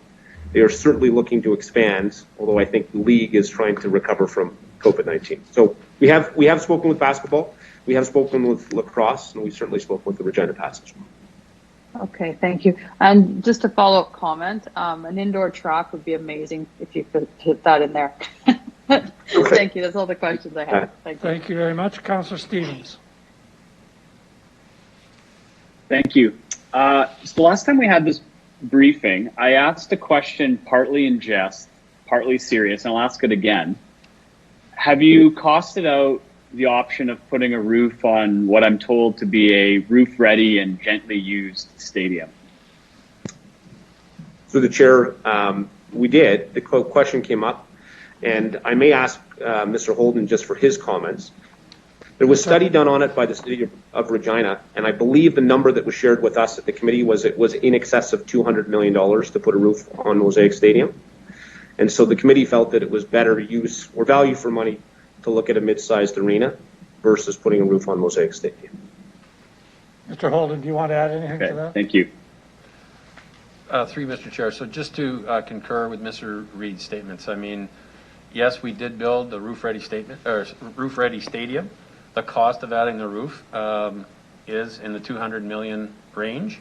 So at which point you can actually build a multi-purpose entertainment facility that would, serve multiple purposes and actually provide better return on the investment. Thank you. Councillor Stevens. Thank you. Thank you. And just to be clear, in terms of what we're approving and what this committee would look at, it's not simply the facility, but also the actual placement of it, correct? So it could be anywhere on the campus or somewhere else on city-owned lands. Is that correct? Through the chair, absolutely. And I would just add a comment through the chair that from an organizational standpoint, Real felt some sensitivity in us leading this process, given our commitment to 100 acres of land. The committee actually put a motion in front of us to bring to our board of directors requesting that Real continue this work. And our board of directors approved it. So Mr. Holden was part of that. He can certainly advise. I think certainly we as an organization felt somewhat sensitive to the fact that our focus is the Real site. But the committee was very supportive of going forward, as was our board of directors. So it would include a study of the best possible location, not necessarily just on the Everest Place lands. Okay, thank you. Through the chair, final question. As we proceed, and you're thinking of how we pay for this, do you believe we can do better than the deal that was struck that built Mosaic in terms of support from other levels of government and the private sector? Can we do better on this in terms of lightening the load on the city of Regina having to pay for this? Through the chair, and I would encourage you to when you get the chance to go and review the great 240-page document and you have nothing better to do with your time, there is a slide in there that looks at other facilities and how they were paid for. One of the outcomes that the committee took is in most cases, the access to federal funding was quite limited relative to a multi-purpose event center, with the exception of in Laval, where it was tied to recreational amenities. I will say I think there is a general shift in funding, particularly related to stimulus coming out of COVID-19, that might make this facility eligible. So to your answer, or to your question, I think this will be highly dependent upon investment from the city of Regina. Yes, I do believe there will be a level of private investment that will be eligible. The big shift is likely relative to coming out of COVID-19. It may provide opportunities at a federal level that I would suggest had not been there in the past. Perfect. Thank you. That's all I have. Thank you, Councillor Stevens. Councillor Moll.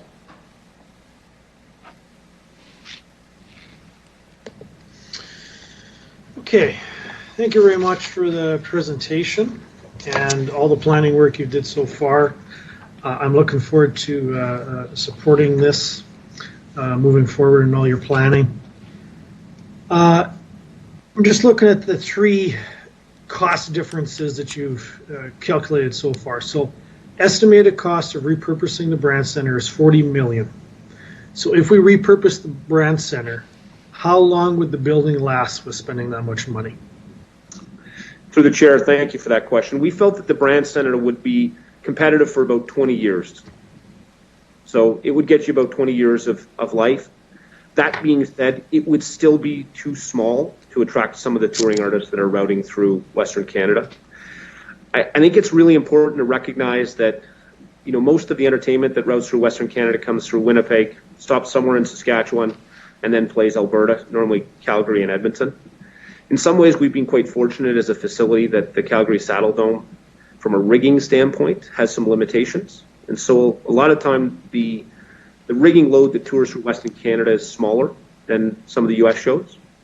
With the new event center being constructed in Calgary, I think that may change some of the requirements for facilities such as ours. And so there is some risk that we'll find ourselves too small very quickly within that next 20 years. Okay, makes sense to me. So that'd pretty much be a similar answer for spending what I read in your 220-page report. $8.719 million, including a new ice plant. That's without doing a major renovation. That's only going to last 20 years as well. Yes, sir, it would be. Okay. Now, $100 million new building to last 50 years, as the report says. Do you really realistically see us getting a professional lacrosse team as well?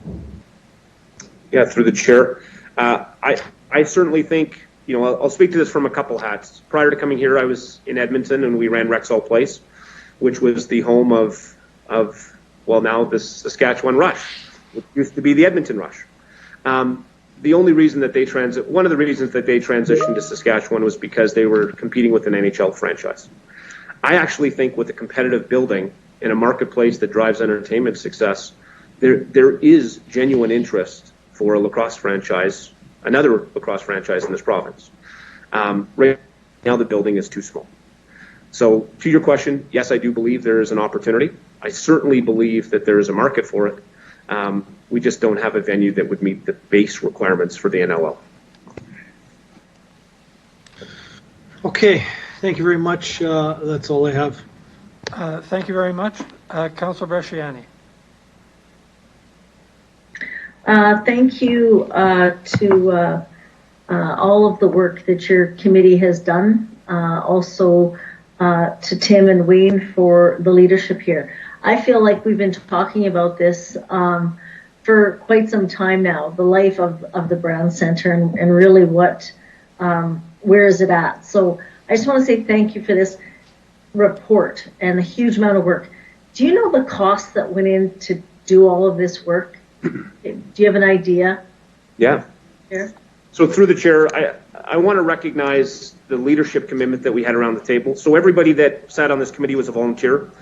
So they were paid in soup and sandwiches, which was probably great value for money. We supported writing this document and the research of this document with the team here at Real. So that kept our costs relatively low. We did have design support. And so the total cost of this was about $50,000 of investment to do this work. Great. Well, thank you for this for the work that you've done. So just a couple of questions in regards to what would be the impact. So when I looked at the risk that said the loss of tenants at the Brand Center, what do you see there then for if this moved forward? What would be purpose of the Brand Center, and can you just respond to that to the chair?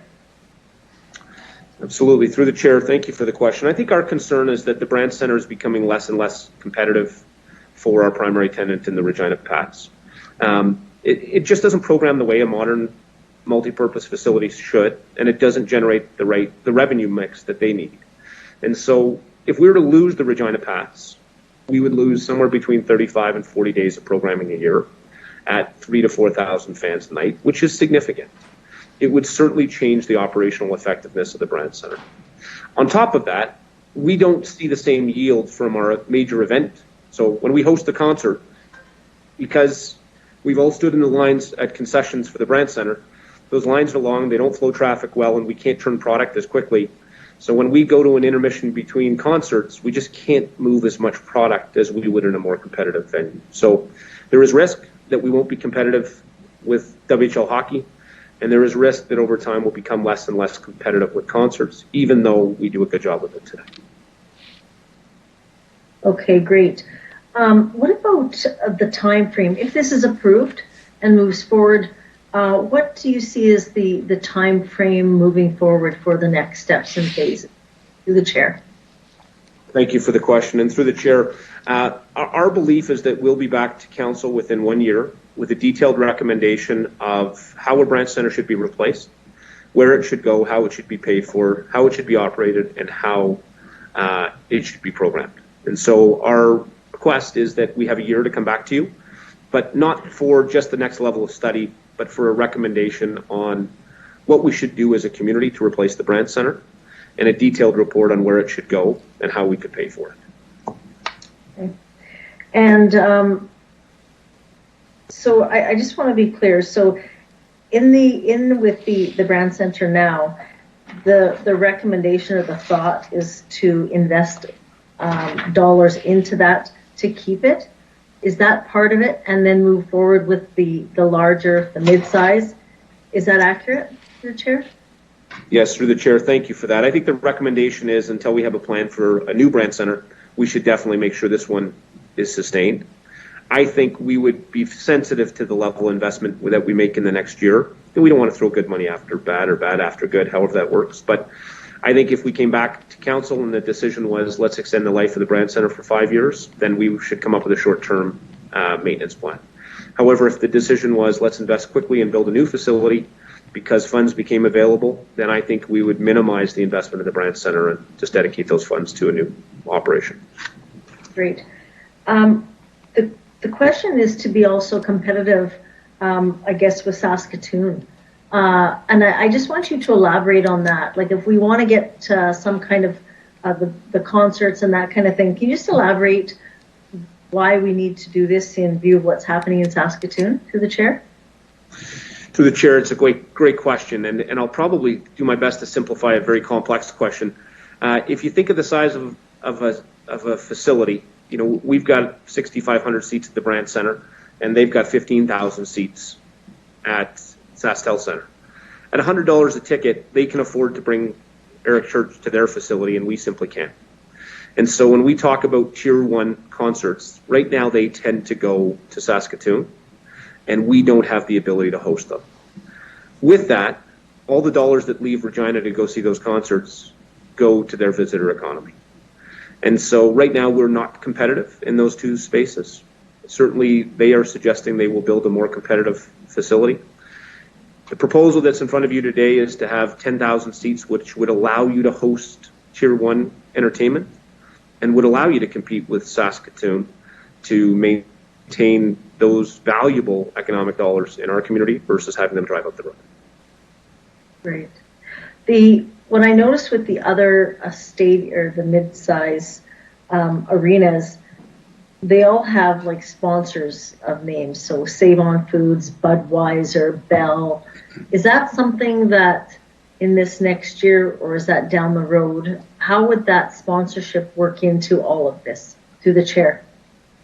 Through the chair, it's a great question. And really, I think that would be a decision for council to consider based on a recommendation likely from us.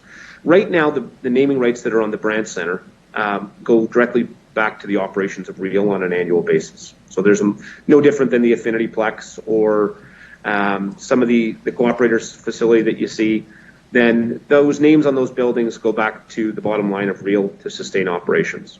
That being said, in many instances, building new facilities, they sign a fairly significant long-term sponsor, and those dollars go into the capital development of the building. So I think the option would be there, whether you use that investment, which I would assume would be significantly more valuable than it is today for capital, or you'd use it for long-term operating of the building.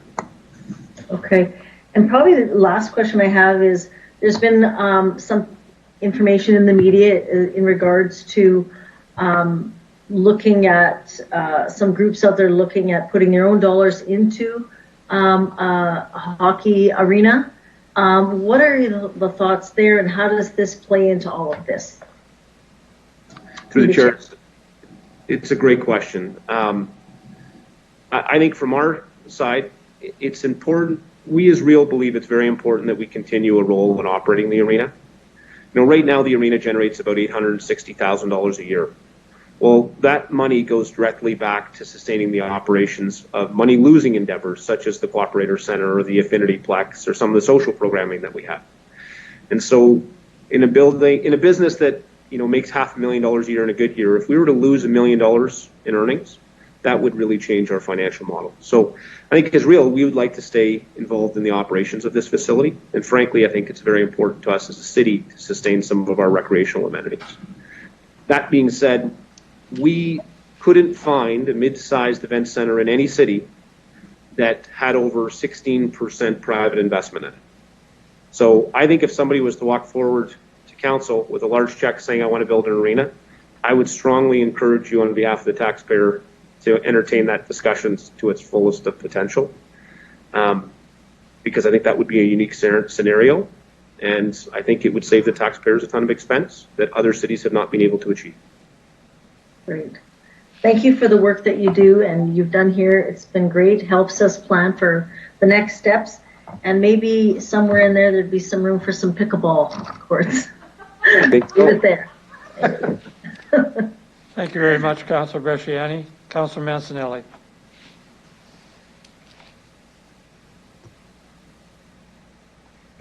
Thank you very much. I really appreciate the report, appreciate the information in it. I like the phased approach with mitigation measures for the meantime while you take on more information to come back to us. In the report, you mentioned the district thoughts about placement in making a district. Of course, in the meantime, we've been approached by baseball interests about a field. Do you have any advice? Do you take any advice from different interests with the thought of districts as you're putting together placement of this proposed arena? Yeah, through the chair, that's a great question. I think, and I'll build off what Ms. Stevenson said relative to our experience with the Futures Committee. When you look at other communities, and we looked at a number of them in that report that we issued a couple years ago, it is really about activation of the site. And I can't minimize the value, and you hear us talk about it at Real often, about 365-day-a-year activation or 3.7 million visitors, or how many people have gone through the vaccination clinic this month. Site activation is critical to community safety, it's critical to tax evaluations, and it's critical to commercial and private investment. What I will say is, when you consider the footprint of a facility such as the multi-purpose event center, it's a 5-6 acre footprint that you would need to deliver it, but it likely generates between 400,000 and 500,000 visitors to its destination. And so, to your point, if you're looking to spur activation in a component of your city, and you have 6 acres, and you want 400,000 to 500,000 visits a year, you should definitely consider where it goes. That activation drives commercial investment, and in most districts that we have seen, the public investment is matched by private investment around it. So when you talk about plazas and hotels and restaurants and bars and pubs, although in many cases what we saw was the municipality invested heavily in the mid-sized multipurpose event center, that investment was paired by private investment around it to create the district. Hopefully that answered clearly. It does. I think for me it means a wait and hold period till I get some information back from the studies you guys are doing right now. A lot of stuff, a lot of interest on the table, and a lot of things mentioned, but you can only service one plan at a time. So appreciate all the information, what you gathered so far. Thank you, sir. Thank you very much, Councillor Mancinelli. Councillor Findera, if you don't ask about soccer, I will. I definitely will be asking for soccer, and I think they should be named after me. Just kidding. I remember, Mr. Chair, if you can indulge me, 1976, there was no discussion about soccer here when I came here. No one knew what soccer was then. So I think the growth of our economy and our industry in the city and the vision has gone long ways. So my question is, the vision in 1970 was to build something for the next generation or two. Vision for the next 50 years to build something for the next generation or two is right now. The new arena is the thing. So just by question of all the consultations and all the reviews and papers and numbers, in your opinion, I'm just going to give you it's a hard, in your opinion, 40 million, 5 million, 10, we are nickeling and diming ourselves to nowhere. To me, the vision is the new, it's needed, in the sense of where you have described you can attract things here because of this. So, my question is, as you coming to us, will you be coming in with a firm recommendation, one way or the other, or you leave it up to council? To you, Mr. Chair. Through the chair, thank you for the question. Our intent would be to come back with a very firm recommendation for the location, the schematics, the design, the cost, and the operating model for a new multi-purpose event center 1 year from essentially today. Perfect. So question to you, Mr. Chair. This facility will be able to host indoor soccer, Mr. Chair? Through the chair, it will. The challenge with it is most of these facilities are built off an arena size that is 200 by 85. With that being said, and through the chair, I think there is an incredibly valuable opportunity relative to repurposing the Brand Center. The Brand Center would cost $75 million to rebuild today, but with minimal investment, as you'll see in the document, we could create 40,000 square feet of multi-purpose space, whether that's arenas or soccers or riding arenas for equestrian. There is a great opportunity in building a new replacement for the Brand Center that we still can offer great value for the money on rebuilding the current Brand Center for future use. In addition to that, and just to add to your comment relative to soccer, I think we as Real have a very exciting announcement with soccer planned on April the 27th, which should talk about the next 25 years of soccer in our community and on campus. Thank you, Mr. Chair. So there you go. You'll hear something about soccer, and so then my next question on that aspect.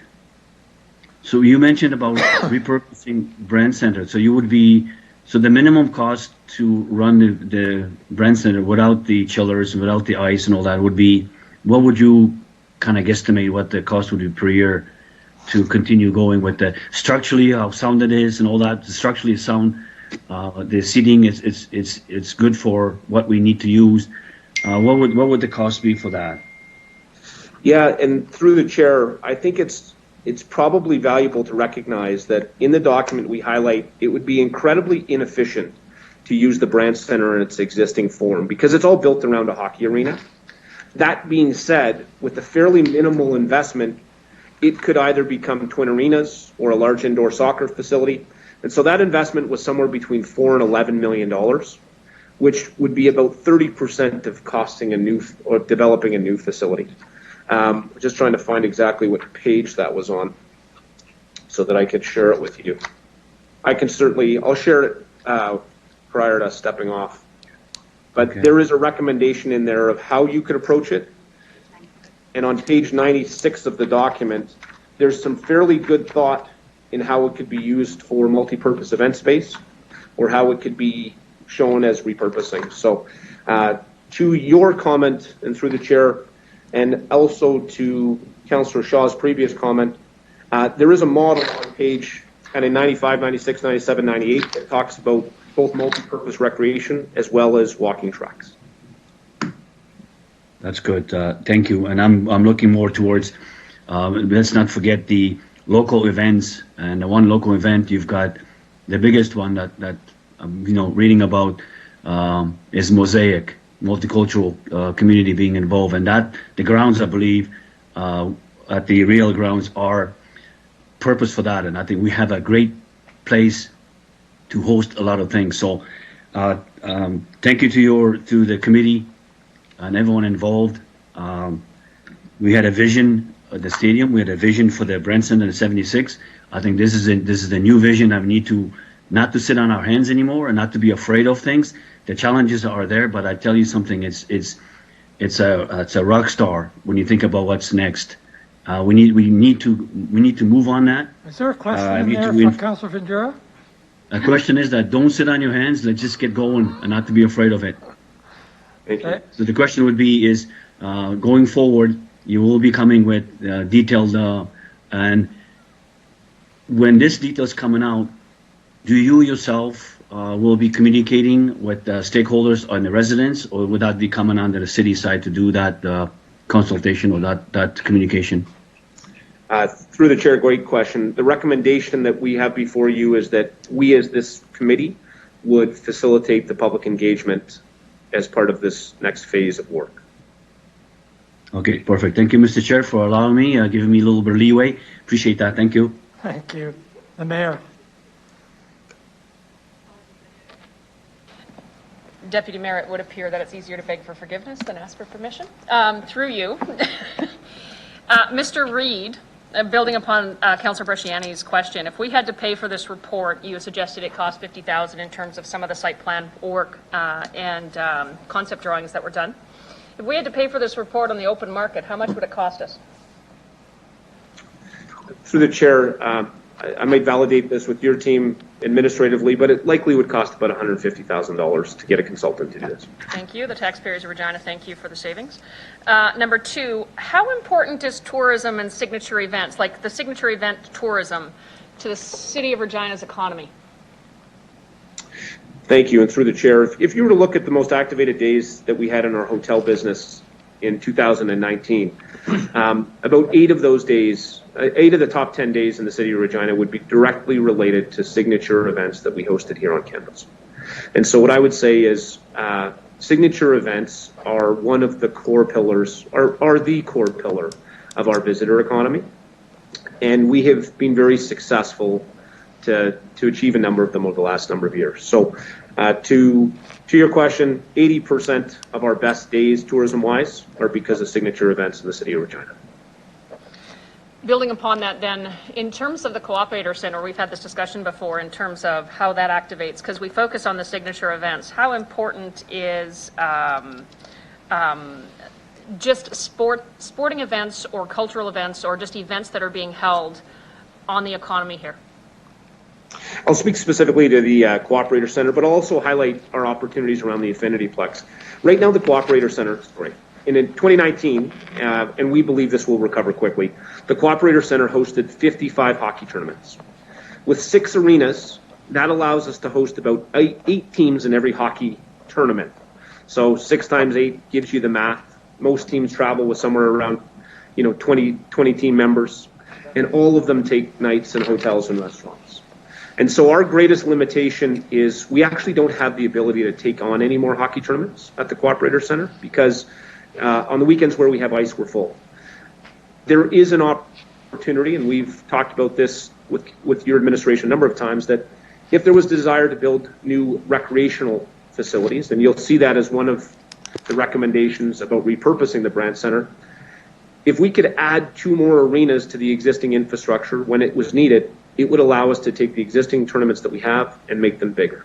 That would be another 16 hockey clubs with 20 players on a club, filling hotels and filling restaurants. So recreational tourism is very important, but we're somewhat full right now with the assets that we have.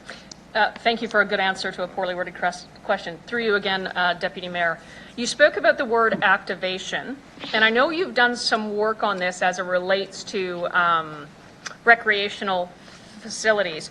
Could you possibly share with Council a little bit of the work around activation? It's going to lead into my last question. And through the chair, I think certainly having the opportunity to be involved in a number of recreation and sport facilities across Canada, I think what we spend a lot of time on at REAL and what I believe in is that activation and visitation is critical. It provides safety elements, it provides eyes on the street, it provides economic opportunity for private investment, and it provides basically enhanced quality of life. So every facility has an activation model. We could talk about a simple community arena is going to generate 80,000 visits. A soccer pitch is going to generate 100. Aquatic center is probably going to generate 200,000. So when we talk about the value of an event center, such as what's being proposed today, it might be the strongest level of activation that you're going to see of any catalyst amenity, which is why the concept of, frankly, downtown arenas across Canada and North America are such heated topics, but such opportune ones in the concept of city building as well. Thank you. Through you, Deputy Mayor, my last questions so news story yesterday about a proposed ball diamond. You know the City of Regina is working on an aquatic center. The library was built about the same time as everything else as it relates to these amenities. And now we're talking about a multi-purpose event center. How do you propose to plan for an arena location in isolation of the other things that are going on in our city? Through the chair, it's a great question, and I think we would be remiss as a committee, and frankly, I think we would be deficient as a city if we didn't consider the greater impact of all catalyst projects. So just to your question, looking at a mid-sized event center in isolation of other potential catalyst projects within the City of Regina would just be poor practice, in my opinion. Thank you. Thank you very much. I see no other questions from committee members. I have a couple myself. First of all, the second phase, who pays for it? How much will it cost? Other way around, I guess. Thank you, Mr. Chair. Our belief is it will cost roughly the same as the first phase, just because there was so much work done. And the proposal right now is that Rio would pay for that. Thank you very much. For more soup and sandwiches, I appreciate the volunteer effort as well.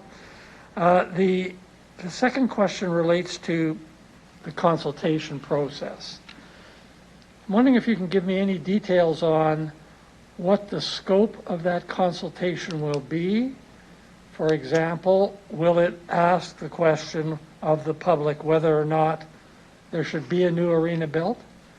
And what the method of the consultation would be. The city has detailed consultation plans on other projects. Consultation with the public is an engaged subject right now. I'm just wondering if you can fill in some of those blanks on public consultation. Wonderful question, and thank you, Mr. Chair. In response to that, I would reference the process that we administered for Evraz Place 2.0. As real, our general approach to public consultation has three key phases. One is public survey and engagement, which just allows everybody to participate in mass volume.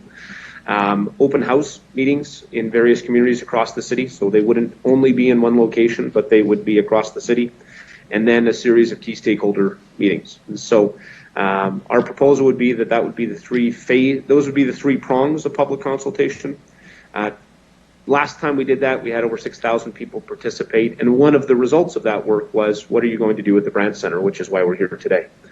So without question, public consultation is important to us. I think we would follow a similar process, pending committee approval to what we did for the Evraz Place 2.0 study. And without question, I think that conversation about, do we need a new Brand Center? How do you pay for a new Brand Center? And some of those foundational items need to be part of that engagement process. That's a very reassuring answer. Thank you very much. One of the impressive features of the report before us today is that you laid out the options and made a recommendation. Would you see the report coming back from the second phase being similar? And directly I'm asking, would it, in addition to the recommendation, contain the options that were considered not recommended, and why? To you, Mr. Chair, absolutely. I think our goal would be to provide as much background summary as possible to inform yourself and council, as well as administration, and then come up with a recommendation based on the committee, and then ultimately the board of directors for real. So certainly the intent would provide you with the background similar to this document. Thank you. And a final question. As I read through the document, I saw the word sustainability mentioned a couple of times. Sustainability can mean financial sustainability, but it can also mean environmental sustainability. As you know, the city is committed to the latter as well as the former, but certainly to the latter. do you imagine that any recommendation coming out of this will be sensitive to issues of environmental sustainability as it relates to the provision of building and services? Thank you, Mr. Chair, and a great question. I think it's actually a timely one. For anybody that's a hockey fan and is aware of the new facility that's being built in Seattle for the future home of the Kraken, it will change the entertainment landscape. It is purposefully being developed to be the most environmentally sustainable event center on the planet. And I think because of that initiative, the way that these facilities are built in the future will be much more environmentally sustainable. Concurrent to that, I think the design of a modern event center allows it to be more financially sustainable and programmatically sustainable. So to your question, because much of this was focused on the existing facility, which has great limitations in terms of accessibility and sustainability, when we talk about a new modernized facility, I believe the development that we've seen in Seattle has changed the arena landscape and the event center landscape, and as such, yes, environmental sustainability will be top of mind. In addition to that, I think there is a strong understanding of how you provide spaces that are multi-purpose, flexible, and financially sustainable. So to your discussion on what kind of sustainability, I think the events industry understands financial sustainability around these buildings. And I think we have had our eyes as a community opened up to the opportunities around environmental sustainability. And yes, both of those should be top of mind in the next report. Thank you very much. Appreciate the answer. I'm going to propose this to the committee. We have a mandatory break at 11:15, but this may be a more opportune break. We take a break till now till 11:15. Coming back, ask for a motion to put this on the floor and engaging in questioning and discussion of the administration at that point. Councilor Bresciani just popped on, so just before I get to her, does that meet with the committee's approval? Hearing no objection, Councilor Bresciani, I'll let you ask your questions and then we'll have our 15-minute break. Thank you, Councilor Bresciani. Thank you, Mr. Chair. That's a great suggestion. Just one more question that after Mayor Masters had asked the question in looking at all the different aquatic center, the new library, we've got the request for the ball diamond. So will there be something in this report, because it is vitally important when we look at the location, will there be something in this report indicating the impacts, but also the location site suggestions for that? Or is that going to come at another time? What are your thoughts on that through the chair? And through the chair, so right now the mandate of this discussion is specific to a multi-purpose event center. And I think we have a strong understanding of how it programs, how it operates, and I think we'll be able to have a strong understanding of where it goes. Just coming back to the conversation from Mayor Masters and similar to yours, I don't believe that in the recommendation that we have in front of you today, there's a mandate for this committee to talk about how it synchronizes or aligns with those other catalyst infrastructure elements. To be honest, Councillor, I don't think we knew they existed at the time that we finished this report. So it is not a recommendation. Certainly, I think the committee would be open to exploring those discussions if that was the desire of Councillor. I think it was just timing. Without question, and to answer your, I think to be pointed on it, finishing this discussion without understanding where those other catalyst projects go would be a failure on our part, and I think on behalf of the city. So that concept of where all these pieces fit is immensely important. I know your administration is working on it, and we'd be delighted to support in any way we possibly can. Great. Thank you. That's all I have, and thank you for the great work. Thank you very much. I have no further questions. I want to thank the delegation for full and thoughtful answers that will help us. I want to adjourn until we meet again at 20 after 11, and the delegation is, of course, excused. Thank you very much. 20 after 11.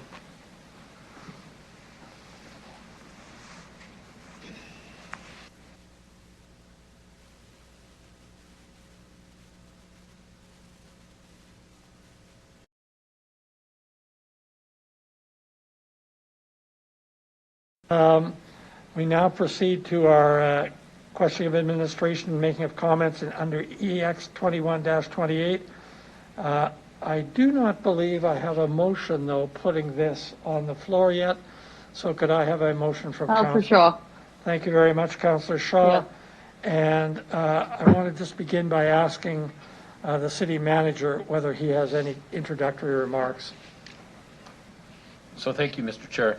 And I'll be brief. I think Mr. Reid and the delegation went into quite a bit of detail. So again, what council is being asked for is to endorse the recommendations that are included in the report. And again, that's prioritizing replacement of the Brandt Centre, developing a repurpose strategy for the Brandt Centre, and then develop a short-term maintenance plan for the Brandt Centre, and then advance the work of the Arena Planning Strategy Committee to that second phase, which looks at a total economic impact assessment, a location assessment, and site selection. And they'll come back with a recommendation of a primary and secondary location for council's consideration, and of course a site plan, facility schematics, a capital financing plan, operational programming model, total facility life cost, and an engagement strategy. And then of course, you know, they've talked about wherever that new multi-event complex gets built, let's make sure that we're building not just an event center, but a district. And of course, they've indicated that their timeline is they'll be back within a year, so they'll be back in Q2 of 2022. I had the pleasure of sitting on the Arena Planning Strategy Committee, a great group of volunteers, some key community leaders, and I think the report that you have in front of you and the work that has been done by that committee and the real team is quite incredible. I think we're fortunate to have them, and I would look for Executive Committee council support in terms of letting them move to that next phase, because I think they're going to do a tremendous job and give council and the community information so that at the appropriate time council can make the right informed decision. Thank you very much. Councillor Shaw, you moved the motion, so you have the first opportunity to ask questions and make comments if you wish. I don't have any questions. Thank you. Thank you. Thank you very much. I'll take names on the speakers list. Councillor Stevens. Thank you. Through the chair, I support this going ahead, I guess with a couple of remarks and caveats. I think this is looking to the future. The Brandt Centre 2.0 and other work that REAL has done has my support. But I just want to be clear at this stage that I am not agreeing either in principle or in terms of how I cast my vote to investing in the new facility. I want to see the results of this planning strategy. I also appreciate that this is a planning strategy that looks at the placement of it, the district model. That certainly has my support in principle as well. To administration, and Councillor Bresciani had mentioned this, and I think it's actually of utmost importance, is that as this project leaves the station, we need to see and commit to a list of capital projects that align with already existing strategies. So I'm thinking of the new aquatic facility that the mayor had mentioned, which is already ranked as our #1 recreation amenity priority. The library is on the list there somewhere as well. And I think it's important to acknowledge there isn't an infinite amount of public money out there for us to access. So we'll need to make that priority list in advance of putting requests into either the feds or the provincial government, also recognizing that the amount of sponsorship dollars out there are equally finite. So right now I'm at a baseline no when it comes to approving funding until council has received a comprehensive list of capital projects and where they fit into a respective master plan. The final point I'll say is, as we advance this 2.0 strategy, I think the public consultation should also ask and mention the financing component and whether or not the public would tolerate additional dedicated mill rate increases to pay for a facility like what was done for Mosaic. So again, I want to see this go ahead. I think there's a lot of work done. It's incredible. I have a lot of trust in that team, and certainly it's a bargain considering the alternative costs. So thank you very much for bringing this forward. Thank you very much, Councillor Stevens. Some of your observations, depending on what happens, will need to go back to committee, and I think we can count on the city manager to relay the points you've made that the committee should be aware of. Thank you. Councilor Bresciani.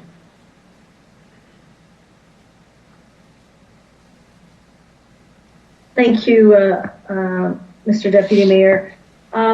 So I absolutely appreciate the work and the effort. I think last term we constantly, I think, were asking and heard that the Brand Center was needed some work, and they weren't sure to invest a whole bunch of dollars and then but then maybe look for a relocation. So we needed this document.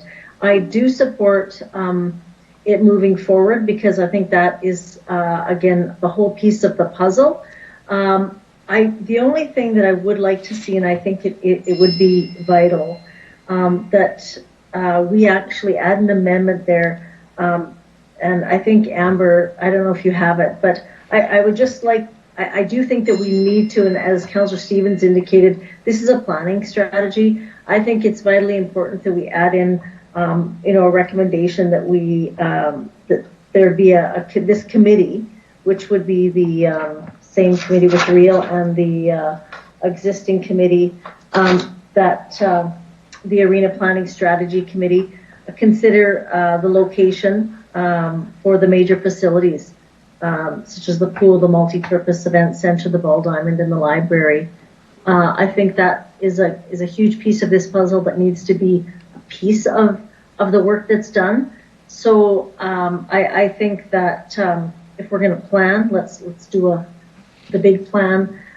So I think then it's vitally important too, so residents understand all of the other projects or capital projects that are being considered, and that they would be, in the plan at least for a location or an area at that time. So I think that's one that I'd like to bring forward. Thank you, Councillor Bresciani. You've moved an amendment. It appears on the board. It's relatively clear. You've spoken to the amendment. I'd like to invite committee members to speak to the amendment now, and you have 3 minutes to do so. Any speakers to the amendment?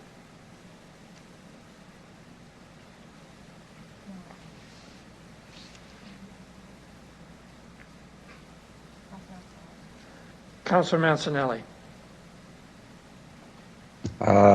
Thank you. I appreciate the intent behind the amendment. I do have one question in regards to the baseball field. The arena, the aquatic center, and the library are like current assets. The baseball field is more of just a proposal. Does it give it a bit more strength than it is warranted at this point?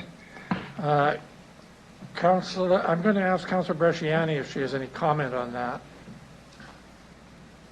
Again, I think this is a planning exercise, Councillor Mancinelli. So I do think that it is important that it becomes part of it, whether it goes ahead or not. And if there was something else that comes up in this year, I think it would be fair for the planning strategy committee to take those on. It's part of the, I would say it's a part of the discussion, and should be part of the discussion at some time. I mean, these plans are down the way. I mean, this is future, but this is a discussion that I think should be absolutely had for sure. Yeah, be part of it. Thank you. I'm going to ask the city manager if he has a comment on this. Thank you. Thank you, Mr. Chair. So one of the pieces that hasn't been presented yet, and it was due to the fact that we got delayed with moving forward through our previous agendas, was a presentation on the City Center Core Partnership Framework.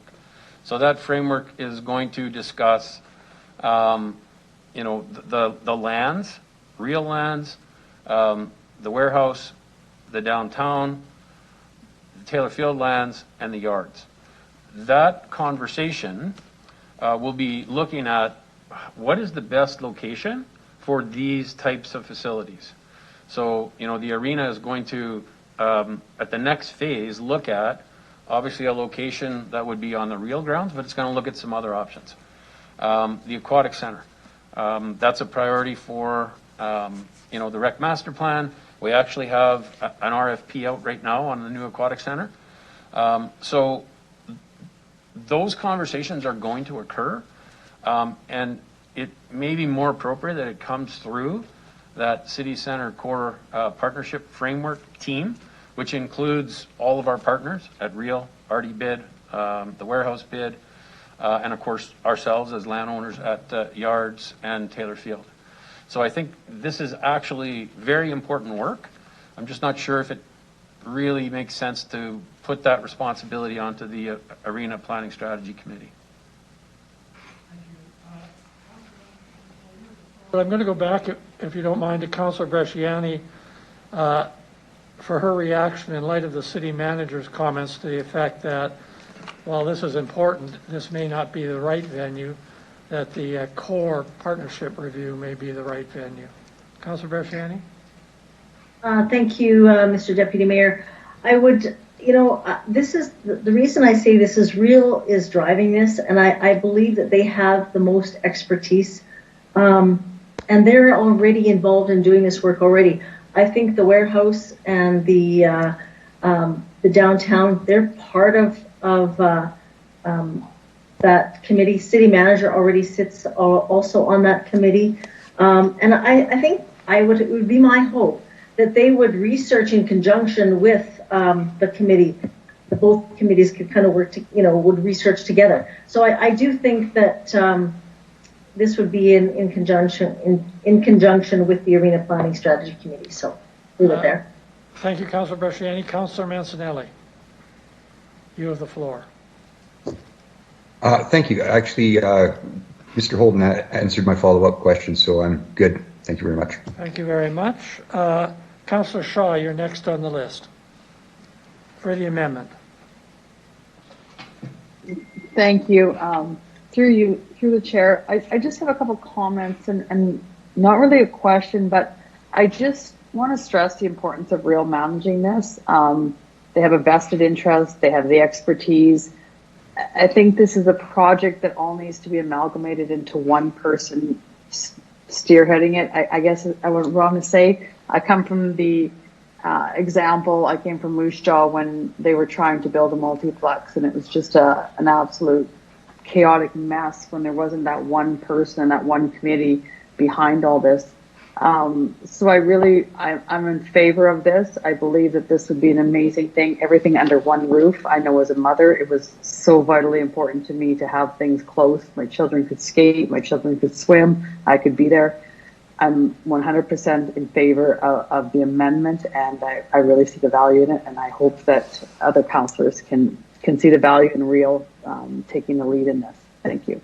Thank you very much, Councillor Shaw. I just draw the attention of committee members that there's been some edits to the amendment, which don't change its meaning, but just make it a little clearer. Councillor Stevens. Thank you, through the chair. So I do agree in principle with the amendment. It does codify what we've talked about, but I was wondering if perhaps you would entertain a friendly amendment to reflect what the city manager has said, and I'll put it in the chat if that's okay. I'll provide a rationale here. Pause if you can put that in the chat. You bet. Sorry, I'm just. And Councillor Bresciani, I will go to you once we see the amendment to ask if you accept the amendment to the amendment. Now, so this, just to contextualize, it might seem like a complete rewrite, but the intention is all the same. I don't want to shoulder Real and their team with administration's work or the work of the core partnership agreement. So it's the same intention. And the language is that administration provides a report in conjunction with the Brant 2.0 study that considers other recreational, entertainment, and cultural infrastructure priorities. The reason I've worded it there is because it's more encompassing. Also, right now, there is no ball diamond proposal, to be honest with you. We've had a private company put together a private proposal. It's not officially before us. So basically, this would just task administration with considering other infrastructure priorities, however they come to council's attention.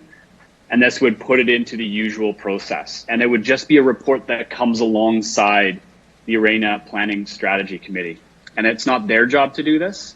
It's administration's job. And I think that's what the city manager has suggested. There is a process for this. Do you accept it as a friendly amendment? It would make things a lot easier. The intention is the same. It's just the process that's different. Thank you, Councillor Stevens. We're still waiting to see the amendment posted. And when I see it, in light of your comments, I'm going to go to the city manager and then back to Councillor Bresciani to see if she's prepared to accept this as a friendly amendment.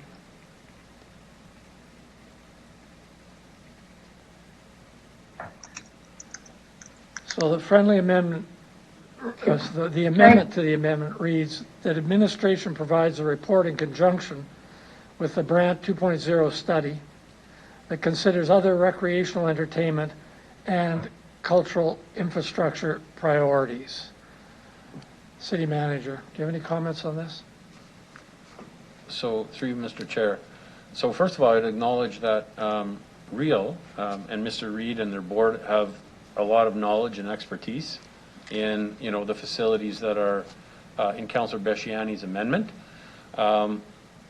It's just not their responsibility to take the lead on the facilities other than the multipurpose event center. That said, Mr. Reid and his team is going to be heavily engaged in all of the conversations about how we plan the city center core, the type of activities, the type of facilities that could be located in each of those respective areas.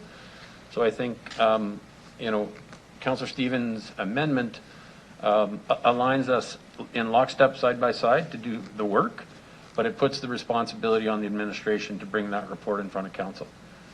And clearly, when we talk about libraries, when we talk about aquatic centers, those are projects that are outside of REAL's primary scope and mandate at the present time. Thank you very much. Councillor Bresciani, Councillor Stevens has proposed an amendment to your amendment. It's appropriate that I ask you whether you accept that amendment to the amendment or maybe whether you adopt it altogether. The ball's in your court on this. Thank you. Thank you, Councillor Stevens, for that amendment. I don't want to put any more work on administration at all. REAL and the committee, the arena planning strategy, they're already doing the work.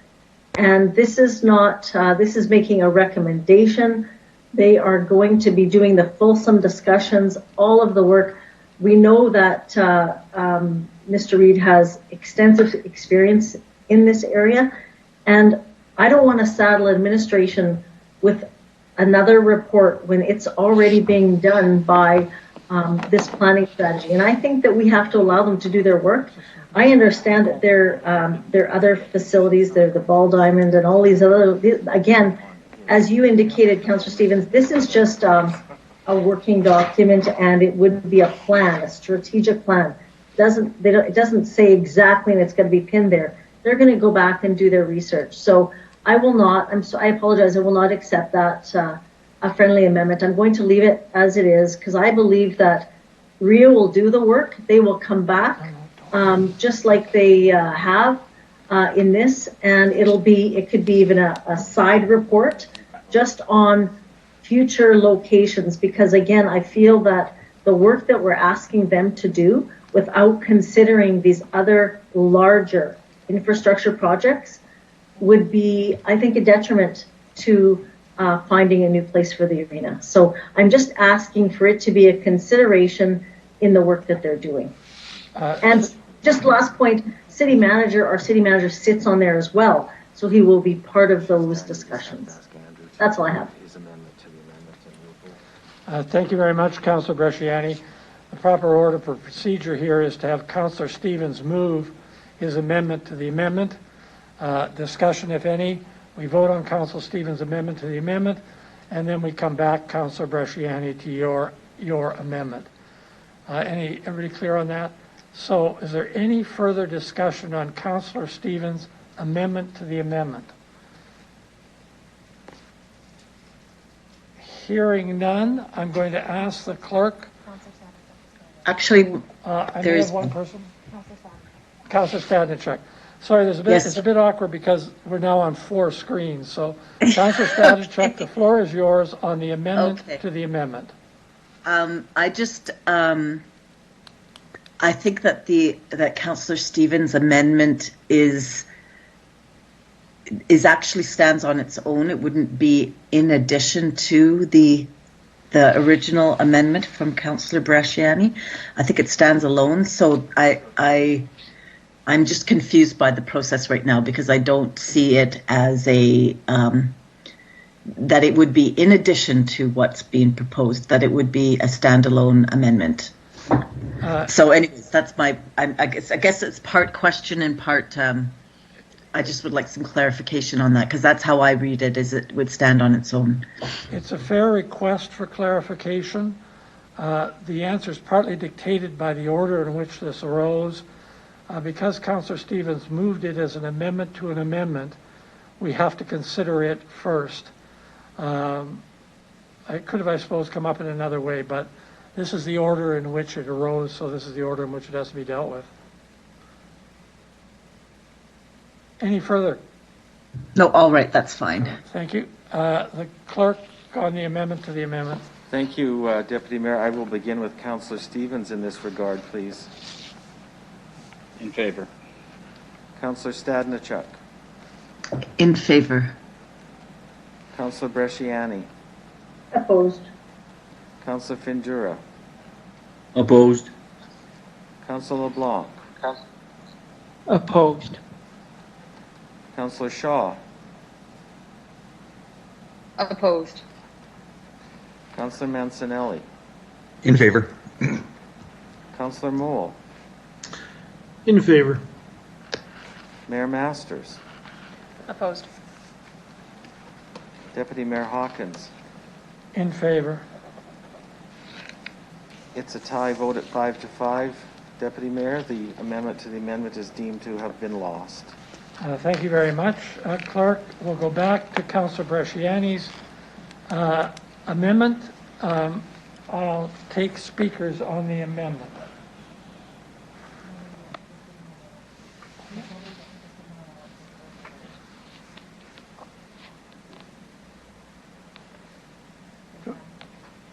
I see no speak. The mayor, I'm sorry. Go ahead. That's okay. I have a different form of communicating with you. I would think that through you, what Councillor Bresciani is proposing is not a full analysis. The Regina Public Library is clearly responsible for, in terms of bringing forward recommendations. We have a board of directors for that. We do have the City Center Core District, which Real is a part of and administration is a part of, as are the other stakeholders. And I see this kind of rolling up into that. But all we're asking them to do, I believe, and I guess I'll just look for clarification from Councillor Bresciani, but you're asking them to consider in location planning sort of the size requirements of these other facilities and kind of where they fit. If we're plotting out where the arena could fit in terms of recommendations, be that 4 or 5 or 6 of them, that at the same time they're doing that, that may displace something else being considered. And so to not actually kind of plot them out, at least at a minimum, I just want clarification. That's really what you're looking for in terms of the size of land required for these facilities, the activation, and benefits or risks associated with them being located, just in the context of wherever we drop an arena, will it determine what else might fit elsewhere? Can I just get some clarification on that, Councillor Bresciani? Meaning we're not looking for them to do a full report on the library per se. We're just looking for them to plot it out from a recommendation in terms of location. Councillor Bresciani. Yeah, that's exactly it. It's just looking at the pieces, putting them together, and seeing where they fit holistically. Absolutely, that's it. Thank you. Thank you very much. Any further comments on the amendment? Stanachuk here. Yes, thank you. Thank you. I guess through you, Mr. Chair, again with the, I know Mr. Holden already answered this question, but this would already be happening through the core city core partnership is what if you could clarify that, please. Mr. Holden. So through you, Mr. Chair, these are the types of discussions that administration will have with the advisory group that gets put in place as a part of the City Centre Core Partnership Framework. And through you, Mr. Chair, the REAL would be is part of that partnership as well. Through you, Mr. Chair, they absolutely are. Okay, thank you. Thank you, Councillor Stadnicek. Any other speakers on the amendment?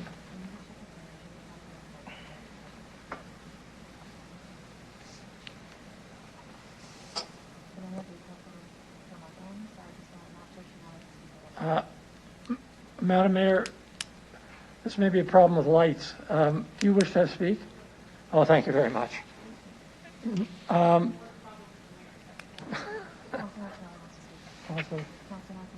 Councillor Mancinelli. Thanks. I really appreciate the intention of the amendment and to stop the whole idea of working in silos. Just thinking of the different volunteers throughout our community that have taken part in things like the RD bid, the core partnership. These problems are being worked on and the information being shared, and Mr. Reid being part of it as well as Mr. Holden. I just don't see the amendment as necessary, and I think it kind of takes things out of phase for what's been put in progress already, so I can't support it, and I just thought I should voice that. Thanks. Thank you very much, Councillor Mancinelli. I'll ask another time, are there any other speakers to the amendment? No, there are not. Councillor Bresciani, would you like to close on the amendment that you've proposed? Yes, I would. Thank you.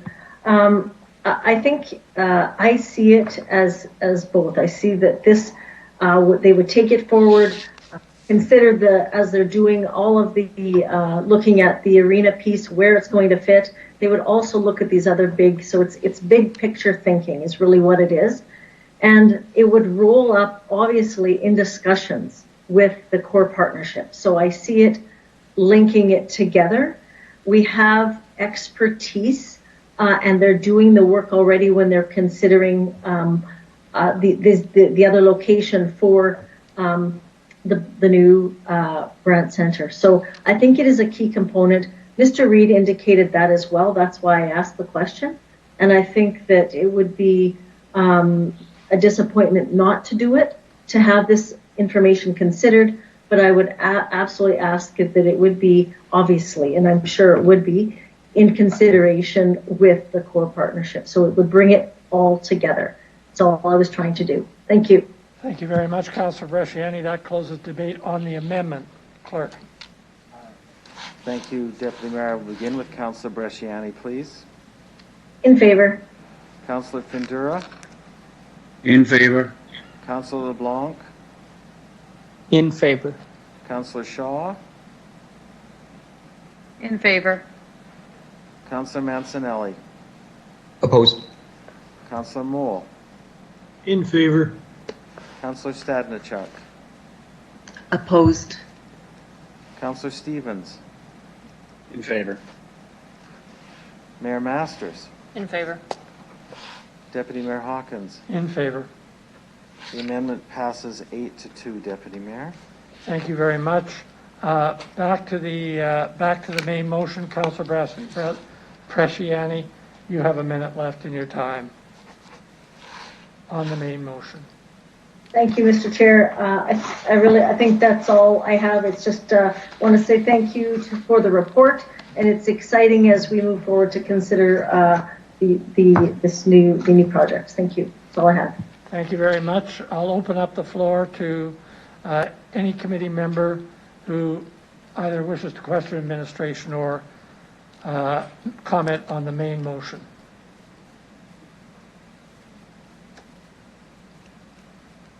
I'm seeing no one on the main motion. Councillor Shaw. Councillor Shaw, you moved the main motion. Do you have anything you'd like to add in closing? Sorry. Yes, I do. I just want to add the comment that this is an exciting time for Regina. It's an exciting time to to bring everything together, to build something amazing together, and I am so looking forward to this. So thank you. Thank you very much, Councillor Shaw. The debate is closed. Mr. Clerk, can I ask you to call the roll on the main motion? Thank you, Councillor. As amended, the main motion as Thank amended. you, Deputy Mayor. I will begin with Councillor Shaw, please. In favor. Councillor Mancinelli.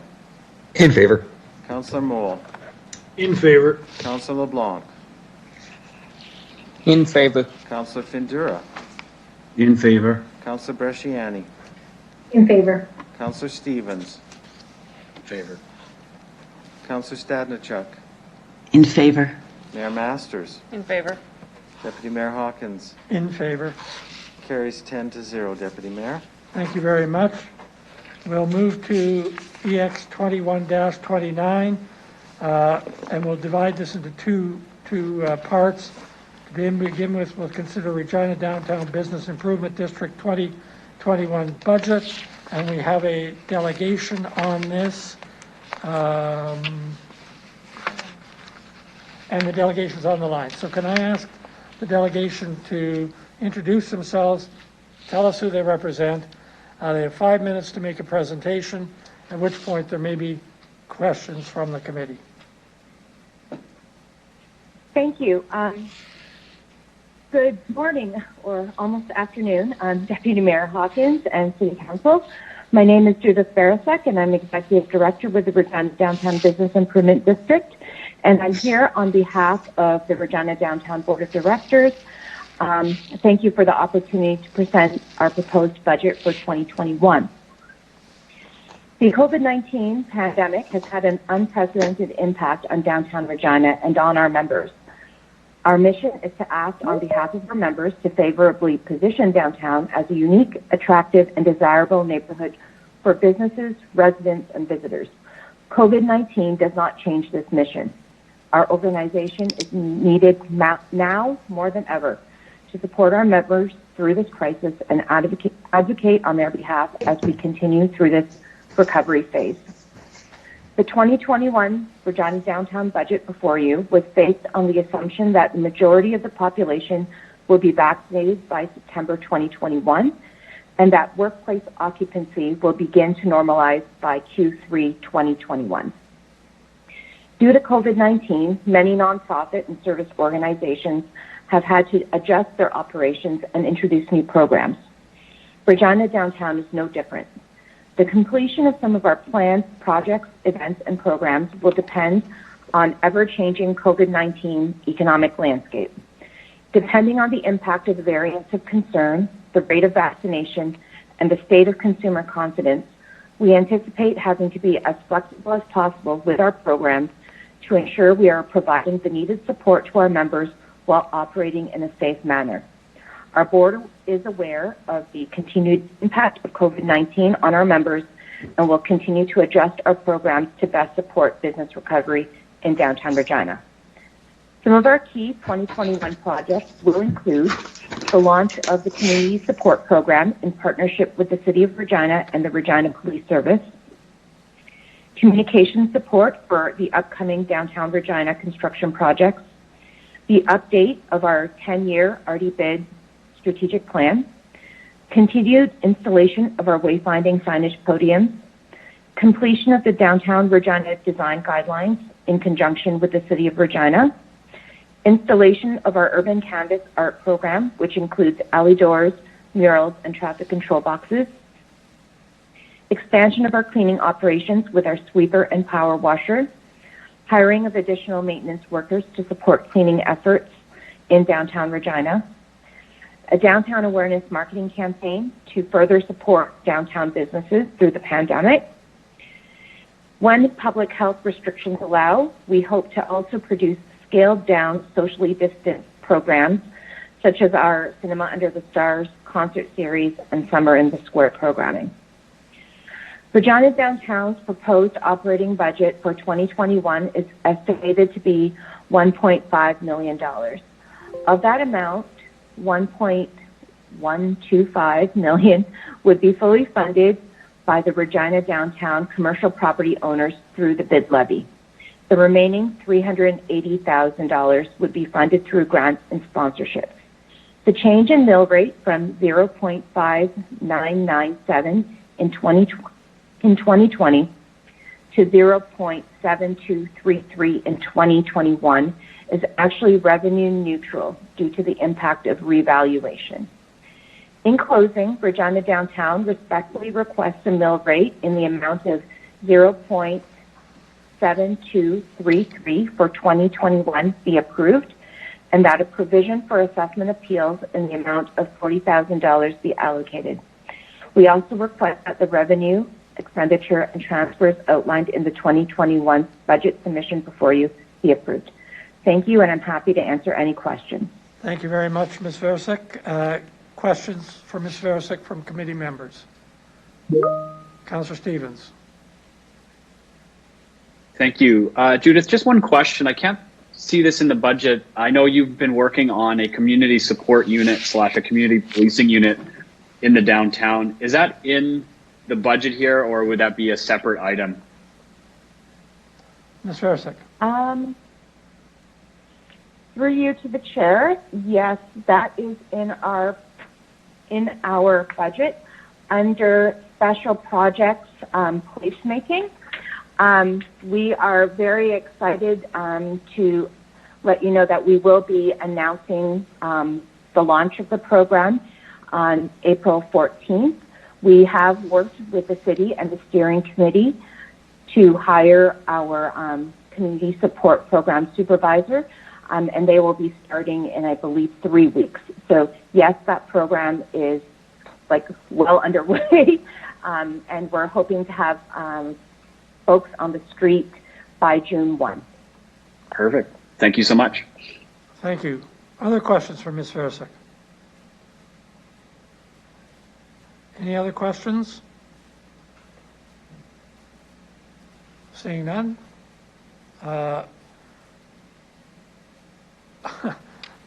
Seeing none, you're free to go. Thank you very much, Ms. Veresick. Very helpful. And Thank you so much. I will call on a member of the committee to move the recommendation. I'll do so, Andrew. Thank you very much, Councillor Stevens. And the administration, Ms. Bisdell, would you like to introduce this? Okay. Through you, Mr. Chair. Under the Cities Act, the City Council is required to approve the budget for the Regina Downtown Business Improvement District. The Business Improvement District is proposing a revenue neutral or 0% increase for this 2021 levy. As 2020 was a revaluation year, the levy mill rates have changed, but do not reflect a change in revenue for the bid. Before you, for your approval, is a 2021 budget for Regina Downtown with a board-approved mill rate of 0.72325.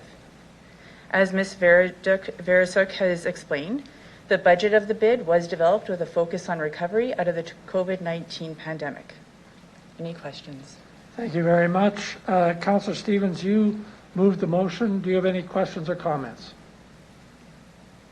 Just one, and it actually pertains to what I asked Judith about the community support unit. My understanding is that the city has been involved with this discussion. Is that true? And perhaps you could comment a little bit more on what that program entails. To the administration. Through you, Mr. Chairman, I will refer that to the city manager. City manager. So through you, Mr. Chair, I'll start, and then I'll ask Ms. Harlick to add some further detail. So this is a program that started with a discussion with the chief of police and myself, with a number of their board members, really talking about safety and security in our downtown, some of the challenges that have been added through the pandemic in terms of some of the activity downtown that is, I'll say, less than desirable. So between the downtown bid, the city administration, and the police, we've come up with some funding that will allow us to implement a pilot program, which will look at putting community support workers on the street. So I think it is a first step in terms of, you heard in the police budget that police officers spend a significant amount of time responding to calls potentially that they're really not the ones that they need to respond to. So the community support workers will be, they'll have specialized training. They'll be there to be able to, intervene and look to interview and discuss and really make sure that, situations and individuals are being referred to the appropriate resources that can support those individuals that are in need. I may ask Ms. Harlock just to provide a detail in terms of if she knows the number of community support workers that will end up being put on the street in the pilot. Thank you very much. Ms. Harlock. Through you, Mr. Chairman, I believe we're hiring 2, and as it is a pilot, we'll see how it goes, and then if it's successful, then we'll be looking to bring it forward as a permanent program for the downtown. Thank you very much. Councillor Stevens. Yeah, thank you. I think this is a great initiative. To councillors who have often remarked on the need to have non-policing responses to social issues, or who wanted special constables for the lack of a better term, this is what it looks like. And I think that's really important. This is actually dealing with a public safety question without the police being involved, but being involved with the crafting of this program and initiative. It's developed in Saskatoon over years. There's many cities in North America that have used it. And ideally what they will do is not address every social issue as a criminal matter, but actually defer individuals in need or in crisis to the appropriate supports, as well as dealing with the public safety question. So I think this is a great initiative, and I'm glad to see it in the budget. Thank you very much. Ms. Harlock, you wanted to add something? I apologize, I misspoke. It's 6 people that we're hiring for this pilot. Pardon me. Thank you very much. Other comments? Councillor Mancinelli. Councillor Mancinelli. Thank you. Through the chair, I just wanted to mention I was present for the planning of this budget and how sensitive the committee was to the situation in our downtown businesses through the pandemic. And all attempts were made to be conscious of that with the suggested 0% increase. Just wanted to let people know that they were really thinking of what they had to accomplish this year and trying to be as sensitive to the times as they could. Thank you very much. Councillor Shaw. Hi, thank you. I just really want to appreciate Councillor Andrew and Councillor Mancinelli's input to this to let us new councillors know what's kind of going on. I think this is a great initiative, and I'm super excited about it, and I really, from what I know of it and from the research that I've done and the bit of information, I really support this, and I think this is a great idea. So thank you, guys. Thank you. Thank you. Councillor Bresciani. Thank you, through the chair. So I wasn't aware of the pilot program, and when I first heard of it as it was being talked about, I thought of the lower constable or whoever for this, because it's something that I've been talking about or asking about for a while, as other councillors have as well. The only difference is the city is paying for this. Is this accurate? The police are not, or is this coming out of the police budget, or how is that working through the chair? To the administration. So through you, Mr. Chair, this is a jointly funded program. So the City of Regina is putting $200,000 into the pilot project. The police are putting $65,000 into the pilot project. And the intent is, there are a number of downtown businesses that are investing dollars in security services within their buildings, but some of their security spills to the outside. If we can create an atmosphere in our downtown where people are feeling safe, then I think there is an opportunity to say, okay, we've done a pilot project, this is the impact it's had in the community, and now we may look for some other partners to step forward and fund the program on an ongoing basis. But the initial investment is coming from both the City of Regina, the police service, and of course, it's being led and supported through the RD bid. Thank you very much. Councillor Bresciani. Thank you. Just in regards to the qualifications or the training, how is the training done for these individuals, and who's responsible for that through the chair? To the administration. Through you, Mr. Chairman. So the RD bid is leading that, and they'll be working with RPS as well. As Councillor Stevens indicated, this program has been up and running in Saskatoon for some time, so we'll be utilizing them as resources, I'm sure. Thank you very much. Councillor Bresciani? No, I'll leave it there. That's all I have. Thank you very much. Any other speakers to the motion moved by Councillor Stevens? I have one quick question for the administration. Are these two officers these two people uniformed? Through you, Mr. Chairman. So just to correct, I said two at the beginning, but it's 6 people, and yes, they are going to be recognizable so that people will know who they are when they're walking on the streets. Thank you very much. Councillor Stevens, you moved the motion. You can close if you wish. Nothing else to add. Thank you very much, Mr. Clerk. Thank you, Deputy Mayor. I will begin with Councillor Stevens, please. In favor. Councillor Stadnichuk. In favor. Councillor Bresciani. In favor. Councillor Findura. In favor. Councillor LeBlanc. In favor. Councillor Shaw. In favor. Councillor Mancinelli. In favor. Councillor Moore. In favor. Mayor Masters. In favor. Deputy Mayor Hawkins. In favor. Carries 10-0, Deputy Mayor. Thank you very much. We'll now move on to consider the Regina Warehouse Business Improvement District budget. Ms. Gibbons is appearing as a delegation. Can I ask you to identify who you are and who you represent? And you'll have 5 minutes to make a presentation. Good afternoon. My name is Lisa Gibbons, and I'm the Executive Director for Regina's Warehouse Business Improvement District. Today, we're bringing our budget before you for approval with 5 key priorities that we're highlighting. Similar to downtown, COVID has had quite a negative impact on our district and our members.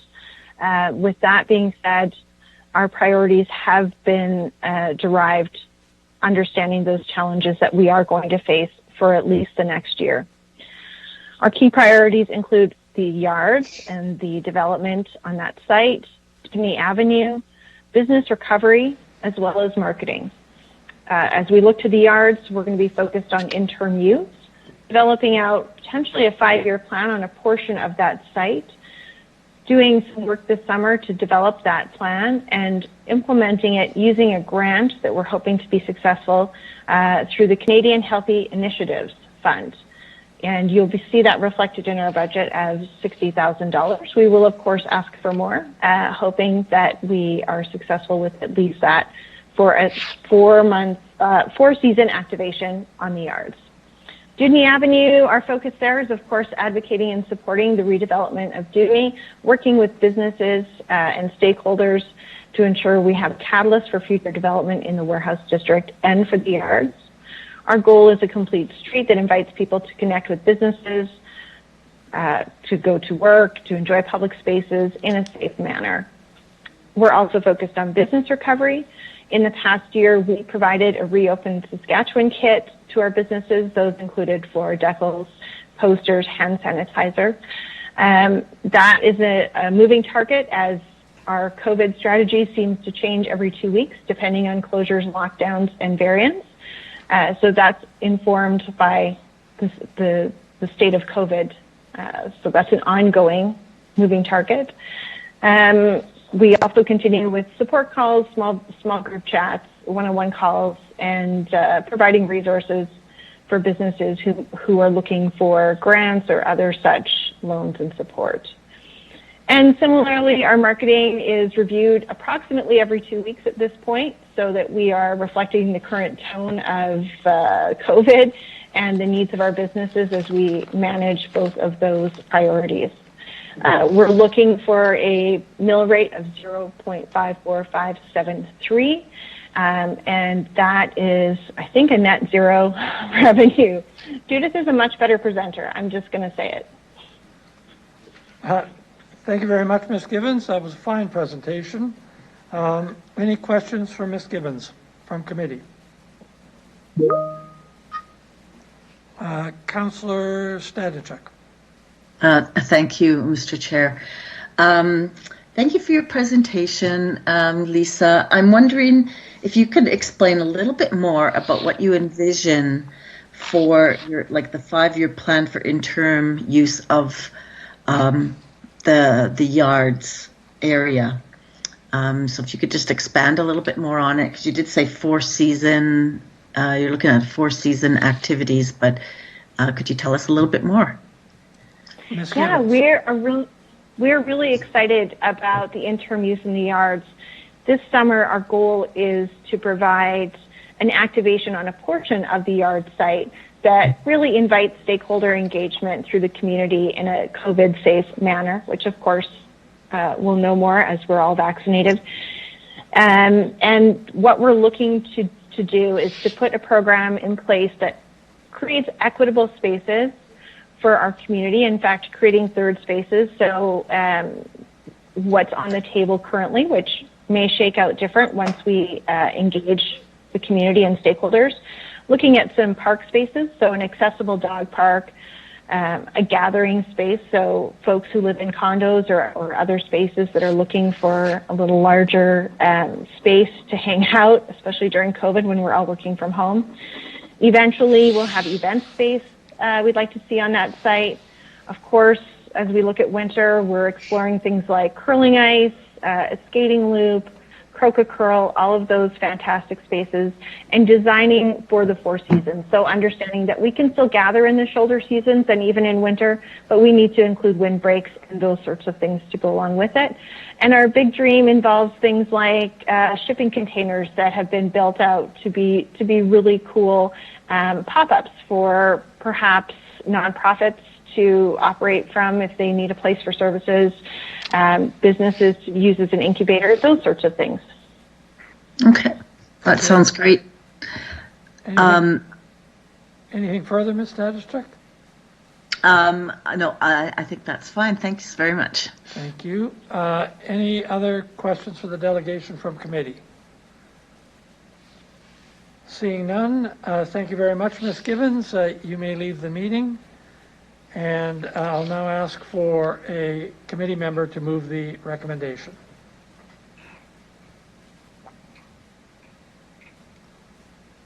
I'll move, Andrew. Thank you very much, Councillor Stevens.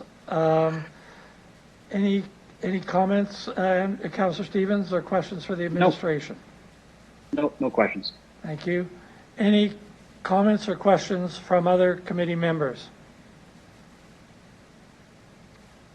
Councillor Stevens, I see none, and I'm guessing you don't want to say anything further to close. Nothing to add. Thank you very much. Mr. Clerk. Thank you. I will begin with Councillor Stevens, please. In favor. Councillor Moore. In favor. Councillor Mancinelli. In favor. Councillor Shaw. In favor. Councillor LeBlanc. In favor. Councillor Findura. In favor. Councillor Bresciani. In favor. Councillor Stadnicek. In favor. Mayor Masters. Deputy Mayor Hawkins. In favor. Carries 10-0, Deputy Mayor. Thank you very much, Mr. Clerk. I'll call for a resolution for private session, following which I'm going to suggest, if it's the will of the committee, that we take a 30-minute break for lunch and be back at 1:45. First of all, is that a satisfactory way of proceeding for the committee? That being the case, could I get a resolution for private session? So moved, Bresciani. Thank you, Councillor Bresciani. Any objection? We are adjourned and will resume at 1:45 in private session. Thank you very much.